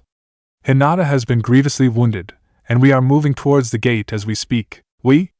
Naruto remarked quizzically. "He's a Kikaichu clone," Karen deadpanned, her eyes settling on the genin. "It takes skill to hold one for so long." "I thank you," the mass of insects remarked. "However, time is of the essence. I have marked Team 9 with females from this swarm. The moment this clone disappears, the insects will fly towards their location. Should you wish for their stash of scrolls, then most certainly this should be considered. An olive branch from the Aburame clan to Uzumaki-san." "What are you talking about?" Sakura's eyes were still narrowed in distrust. "Why should we trust you?" "Why? Because I have no reason to go against someone who can clearly outclass me. Furthermore, cooperation now may result in future benefits between my clan and him. He is the jinchuriki of Konoha. Allying with him is the most sane and logical course of action in any event, short of being friends with the Hokage. Why didn't anyone else try this before?" Naruto muttered with his eyes glazed over. "I mean this ally thing? Uzumaki-san." Shino's clone actually brought his clonebug glasses back to the top of his nose. "Who says they didn't try? All clans were stonewalled in the face of equity. The Hokage alone should hold sway over the jinchuriki, and by that I intend that the Sarutobi clan could not come in contact with you either. That is the logical thing. You are, after all, the most dangerous individual of the village whether you understand it or not. Shino calmly looked to the sky. This clone has now served its primary purpose, and will disengage back into a mindless swarm. Choose quickly. True to his words, Shino deformed into a mass of bugs that soon began to fly in a specific direction. Do we follow him? Sai asked once, only to receive a nod from both Sakura and Naruto. The breakfast wasn't forgotten. It was just eaten along the way. The rabbit tastes like jelly. Naruto grimaced as he jumped and took a bite at the same time, his eyes focused on the swarm of bugs. Had worse, but it's disgusting. Want to swap with the mushrooms? Sakura queried back calmly. They taste like carton, except the dot area, those are spicy like pepper. Should we really be doing this? Karen asked worriedly. I mean, with everything that happened the day before, shouldn't Naruto-kun rest? Don't act too familiar with my teammate, Sakura snapped curtly back at the crimson-haired girl. And it's Naruto's decision. No, it's ours, Naruto remarked calmly. If someone doesn't want to, then nobody will. We'll give the last scroll to you, Karen, and that will be that. Oh, Karen cooed, how noble of you. You just know what to say to a woman to capture their heart, don't you, Naruto-kun? TSK. Shameless flirting bitch, Sakura mumbled with her eyes half closed in disgust. She had never been like that with Sasuke, had she? She shuddered. Of course she hadn't, that was in the past. An old Sakura had done that. She hadn't. She wasn't going to. She'd go for a mature and composed approach. She wouldn't flirt, she'd romance? Was that how it worked between adults? She had to ask her mother how she had managed to get father to love her, and maybe polish her cooking skills. Sakura! Watch out! It was in that moment that her neck felt the tension of a steel wire, before her body was pushed backwards by the strength of an explosion. She had been so stupid, lost in daydreams as she was, she hadn't considered traps to have been placed by their targets. She felt blood slowly trickle down from her throat. Had it been sliced? She was falling on the ground from the top of the trees. Wasn't the fall lethal from that height? She couldn't find the strength to balance herself. Her ears were ringing and her sight blurring. Why hadn't the explosion pulverized her? She realized there was a weight that had tackled her from her midsection. She looked at the back of a figure covered in shrapnel and steel bits and pieces. The hair was black. The skin was pale. Sai had covered for her. She lost consciousness the next moment, as she felt the momentum of the fall stop abruptly. Naruto had probably saved them both, hadn't he? Meanwhile, Sasuke Uchiha was slowly walking towards the medic bay. The Chunin, Kabuto Yakushi, had quietly come over the night before to talk about Itachi. He had apparently known his older brother for a bit, and seemed more than willing to tell him more should he wish to know about his older brother's days in Anbu. The medic Chunin had apparently healed him quite a bit during that period, and Sasuke was curious, because any old wound badly healed could be a weakness to exploit. He reached for the medic bay and opened the door with his left hand. His right arm was still in a cast, but it was going to come away any day now, and then he could finally start training. He entered to a sterile and green-colored environment with 3 white beds perfectly made and a pair of curtains separating them. On the side was Kabuto Yakushi, sitting at the nurse's desk with both his arms crossed over and his face sideways, sleeping. The light breathing of the Chunin startled Sasuke. Maybe he should have come later? Still, the other older boy wasn't a Chunin for nothing, as he slowly woke up the moment he took a step inside the room. I'll be right there, oh Sasuke, Kabuto smiled as he stood up, scratching the back of his head in a bashed manner. I'm actually embarrassed you saw me defenseless like that, he chuckled. My sensei would kill me if he found out. Anyway, what can I do for you? Are you scheduled to have the cast removed? Itachi, Sasuke said curtly. What else do you know about him? That's a broad question, Kabuto remarked. One best answered while sitting. Sit on the bed, I'll take the chair and move closer. Sasuke did that, annoyed slightly at the delay. Then again, if he was to receive a lot of information it made sense. The pale-haired Chunin sat down near him, before crossing his arms over his chest and assuming a thoughtful position. Well, he began carefully. What interests you the most? His strength. Sasuke was quick to come to the answer. How did he become so strong? He killed the entire clan in a single night, and nobody realized it. How could he do that alone? The Uchiha were the strongest. No, they are the strongest. That's an interesting question, Kabuto stated calmly. His Anbu training certainly helped him a great deal, but what truly made him strong? That, the boy began to muse over it for a while, I think it was the desire to always prove himself. He always trained harder than any others, and he always fought harder than anyone else. That's no different than what I am doing, Sasuke hissed, and yet I'm still not as strong as him. He was stronger than me by my age. He was already Anbu. Well, maybe he met someone during his missions? Kabuto said then. If he trained in Konoha and you did too, then it comes to term that he must have trained also outside of the village. But with who? Sasuke remarked. It's simple, really, Kabuto stated calmly. If he did train outside, it had to be with one of the Sannin, or an S-rank shinobi at the very least. Maybe he met with Tsunade Senju? No, that would have made him a good healer rather than a killer. Jiraiya of the Sannin could be an answer. So it was because he had a good teacher, no, an excellent one. Sasuke finally stated. Highly possible, Kabuto nodded. Then again, he always fought as if every battle was to the death. Maybe that made him stronger too. Our sensei told us to come at him with the intent to kill, Sasuke mumbled. Maybe I should try. That's your decision, Sasuke, Kabuto commented. You know, he used to talk about you a great deal, he added as if it was an afterthought.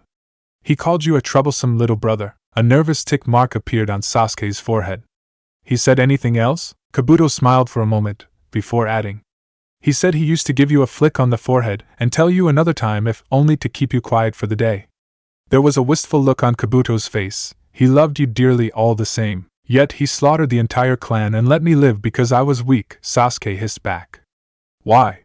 Why did he kill mother and father? You know, Sasuke, Kabuto remarked calmly.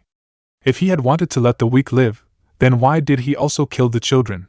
The Chunin asked with curiosity. He called you too weak to be worth it, but you certainly were stronger than an infant, weren't you? Yet he mercilessly slaughtered everyone but you. Silence descended in the infirmary. It sounds to me he either actually cared about you, Kabuto added slowly, or someone ordered him to spare you. But who would order him that? Sasuke whispered with wide eyes. He was Anbu, they answered directly to the and his throat clenched tightly as he realized just what that thought led to. But the Uchiha were. Well, I can't say there's any proof around, Kabuto remarked, but then again, why are you alive if Itachi really didn't love you? And why aren't the children alive, if he didn't kill the weak? And what of the elderly? I don't know, his eyes closed shut. I'll have to ask him. How can I? You should become stronger, Kabuto nodded sagely.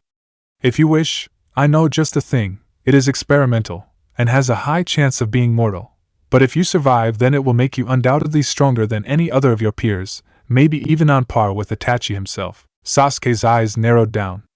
Why are you helping me, Kabuto-san? Because, Kabuto replied with a small smile, I lost my family to betrayal too once. He shook his head with grief coming out from his tone. Only, I never even had a chance for revenge. You, on the other hand, have. I need time to think. Hastily, Sasuke stood up and walked towards the door. Take all the time you need, Kabuto replied, waving him off. Unknown to the Uchiha, the wickedest smile ever to be seen had just then sprouted on the face of the medic Chunin, as the retreating back of Sasuke disappeared from view. Kuratsuchi looked at the dead bodies of the 3 Iwagakure shinobi that had taken the exam together with her. Somebody had not only killed them, but also apparently devoured their innards and used their exterior as a camouflage technique. She gritted her teeth as she kicked a nearby rock against a tree. 3 shinobi dead, she muttered. 3 shinobi from Iwagakure dead and, arg, this reeks of Konoha politics. She looked at Jibachi and then at Akatsuchi. You too, said a perimeter. We are not going to let any Konoha team pass through, understood? We'll teach them to. The ground rumbled and shook as a green spandex-clad Konoha shinobi literally dashed past them with unforeseen speed. There was a moment of silence, where not even Kuratsuchi dared to speak. Then, finally, it was Akatsuchi who decided to state the obvious. Fast. What the hell was that? Kuratsuchi screamed then. Kuratsuchi-sama, Jibachi said calmly. I think the thing had his teammates on his shoulders. A nervous tick mark appeared on the kunoichi's forehead. After them, then, they're mine, a voice calmly stated from behind her. She spun around just in time to be on the receiving end of a gut punch, one that drove her very breath away as her mouth opened in shock. Her eyes were wide as she watched the jinchuriki of the Kyuubi stare at her with cold crimson eyes charged with disgust. They harmed my team, he hissed then. But you will do as an appetizer, the Kyuubi smiled sweetly, before plunging his right hand straight through her abdomen. She screamed in pain as he held her close, his left hand circling her shoulders as he spoke softly to her ear. You know, yang chakra heals wounds quickly. I can actually cauterize and heal your wound time and time again, before breaking it apart time and time again. This had to be the Kyuubi taking control. It couldn't be the Konoha genin that spoke with such malice. And the pain is excruciating. Literally, it is one of the strongest things I have ever felt and watched. His crimson twin tails slashed away at an incoming fist from Akatsuchi, the stupid idiot trying to stop the monster from killing her. She felt blood ooze out of her mouth, coppery and bitter to the taste as the tails stopped the stone-encrusted fist of her teammate, and sent the genin to fly back and crash against the tree bark. Jibachi wasn't even trying. In the back of her mind she realized he would probably be happy if she did die. He'd have his family next in the line of succeeding the Tsuchikage after all. You know, the Jinchuriki commented. I am going to take your scrolls. It is far easier than to pursue the other three. I will find them in the finals again after all, and there I will personally butcher all three of them. His eyes flickered with amusement from Jibachi to her, and then again. You should choose your allies more carefully next time. He removed his fist from her body just as she saw the darkness at the corner of her eyesight. Her arms went down protectively to her stomach, that wasn't even sporting a wound. But the pain had been there, and she had felt it all the same. Your blood tastes sweet, by the way, the Kyuubi coldly remarked, lapping his bloodied hand. And your chakra is bitter and filled with a malice you can't even discern. Ah, spoiled children are a course I've had quite my fill in youth. He grabbed her chin with his left hand, and then roughly kissed her back, his tongue licking her teeth for the blood she had felt the taste of in her mouth. She widened her eyes as the Kyuubi removed himself from her lips, before giving her one simple wink. I felt the need to return the favor of last time, he spoke firmly, as an answer. The Kyuubi wearing the skin of its jinchuriki then walked towards Jibachi calmly, leaving behind a dumbfounded Kuratsuchi who had slowly brought 2 fingers from her right hand to touch her bloodied lips. Give me the scrolls, before I decide killing you is worth my time. The bug user trembled in fright as he immediately handed over his entire bag. The stupid moron was going to get them killed. She couldn't stand because of the phantom pain still running across her body. But as she lay down there holding on to her stomach area, shuddering from the mere presence of such a monster near them, she felt a small weight thrown at her chest. She looked with shock as one scroll was flung at her from the Kyuubi himself, a smile gracing the lips of the boy in question. I will taste your blood in the finals. Do not think you can escape me, the Kyuubi laughed. The time spent stewing your fears will be my sweetest nectar, and I would be very angry should you waste my time. Then, with a simple nod in Kuratsuchi's direction, he jumped away. The moment Naruto dropped down in the clearing near Karen and his 2 wounded teammates, the chakra cloak that surrounded him disappeared. He wobbled for an instant, before steadying himself and firmly grasping at the hilt of his tanto. How are they? They're stable, Karen said, turning around slightly to watch him. Did you catch on to the other team? The Kyuubi refused. I don't know what he did. I lost consciousness and all I remember is a red haze. But I have 2 more scrolls now, he mumbled.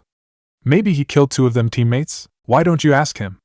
She said back as she grabbed a clean piece of cloth to wash away the dirt from another of Sai's wounds. The pale-skinned boy's back was riddled with shrapnel, the steel bits having no specific form and thus forcing Karen to open the wounds even more to remove them one after the other. I don't think he's going to answer me anyway, Naruto shook his head. He doesn't do things because he wants to help me. He does things because they help him in the long run. He blinked once. He says that should be obvious. Your girlfriend got lucky, by the way, Karen said calmly as she gestured towards Sakura's limp form. There was gauze around her neck, blotched with crimson from the bleeding wound probably. 1 centimeter more and the steel wire would have cut through a few important blood vessels. She was lucky. So I kept an eye out for her, Naruto remarked. I should have too. He sighed, exhausted, as he dropped his back down against a tree trunk. We have 3 scrolls, don't you want one? No, Karen shook her head. I don't want to. Maybe I'll stay a genin a few more years, she added. Plus, they say it's easier to be traded as a genin than as a chunin from village to village, she said wistfully.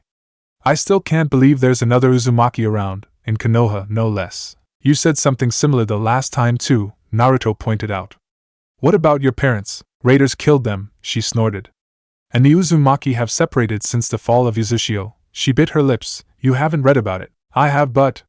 Naruto grimaced. There's not much in the library to go by. They simply stopped mentioning the village after the last war. Course they do, Karen rolled her eyes. Konoha left Uzushio to die after all. She steeled her gaze.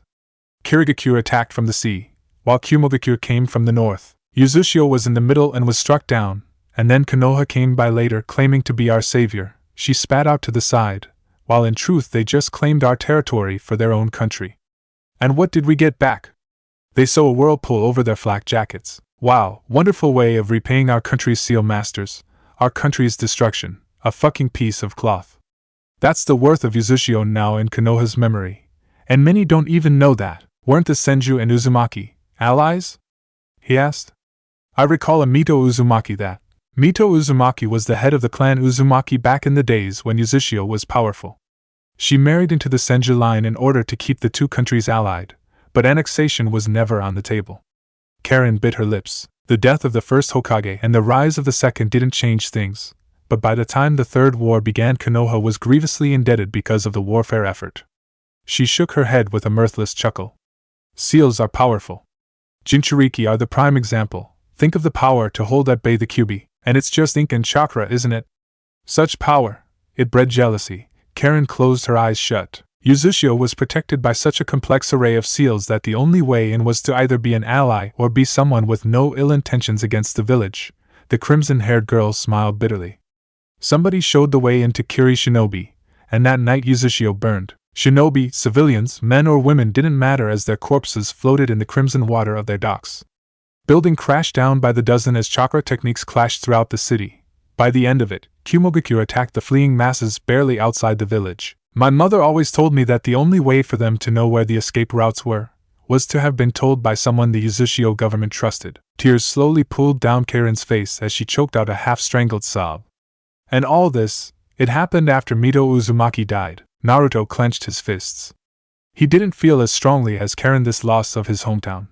He had never been born anywhere else, and he had never actually met in the flesh his parents. He was saddened he'd never meet more than stragglers of what once was supposed to be his cultural heritage, but he was actually sadder that Karen was crying out in frustration for what had happened decades before. He slowly moved closer to the crying girl and hugged her gently, feeling embarrassed as he began to softly caress her red hair.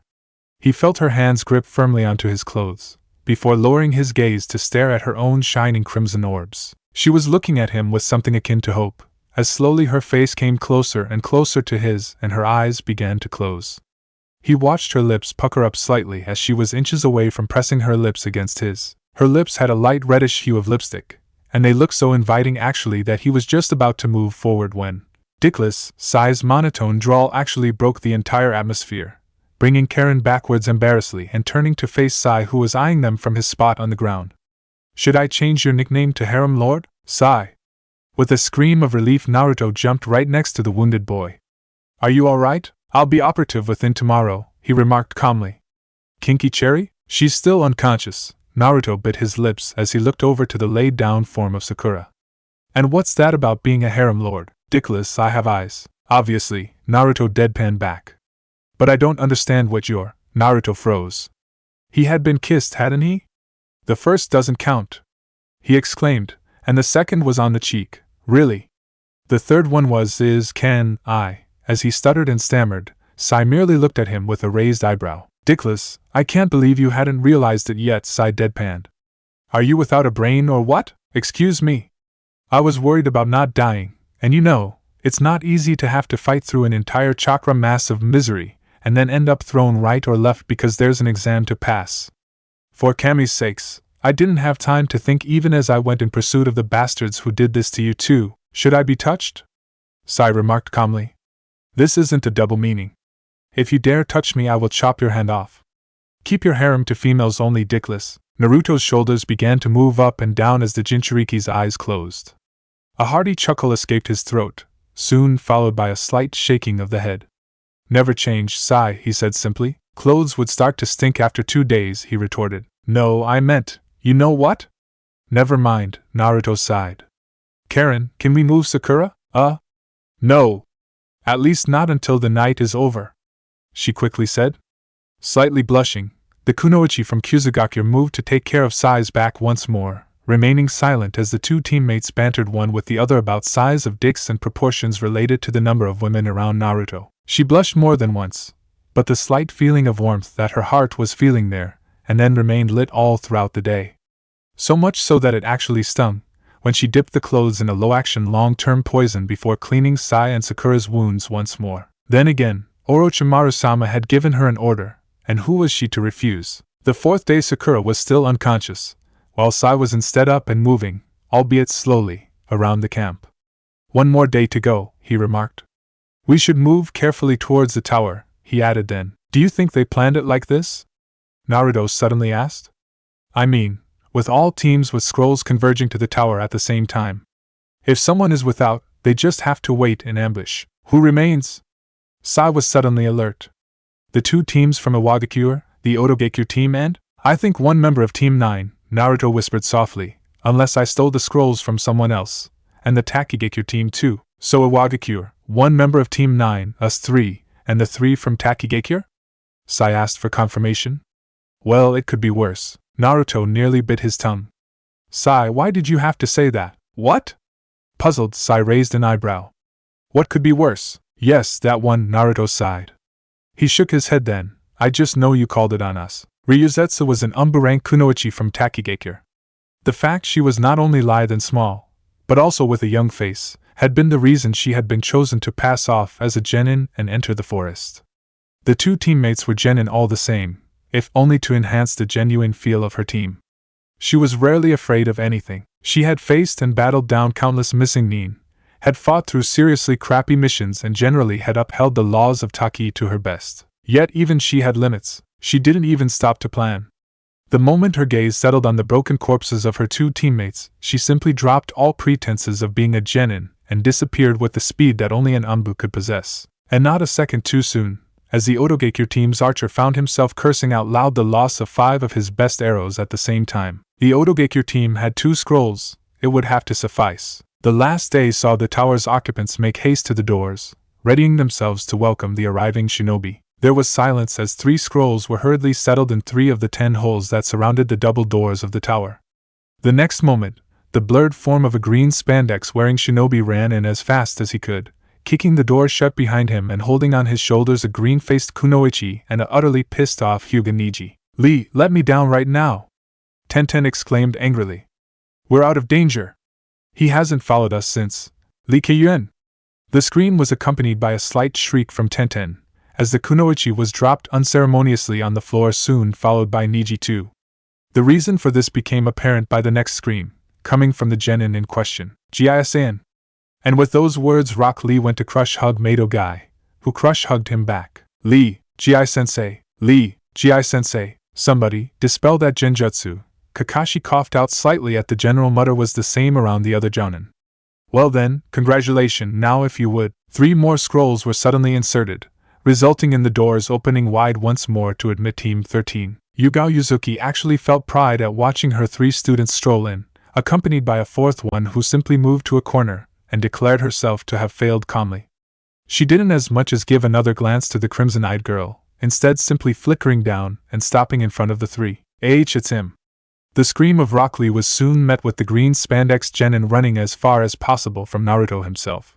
Save yourself! The look of utter surprise on the rest of the present shinobi was equal, if not of fear, coming from both Niji, Hyuga and Tenten, who slowly inched away from the arriving team. Sakura coughed slightly, holding onto her neck wound that was badly itching by then. Sai too looked pale, as he carefully seemed to be leaning on Naruto, who was supporting him through. Infirmary, all 3 of you, Yugao deadpanned, even as she realized Naruto was completely unscathed. Then again. And a report later. Yes, sensei, Naruto mumbled while nodding, before helping Sai out of the room. The doors slowly were opened once more as a mixed team came in. 1 member from the Takigekure group firmly held the scroll, followed by 1 member of the Iwagakure team and 2 from the Otogekure group. Very well, Kakashi coughed once more to get everyone's attention. All participants, to the infirmary. The winners may come back here afterwards to receive further news. Inform your jounin sensei of the last known location of your teammates' bodies if they died, or where they are hiding if still alive. Kakashi smiled once more. It will be all for the moment.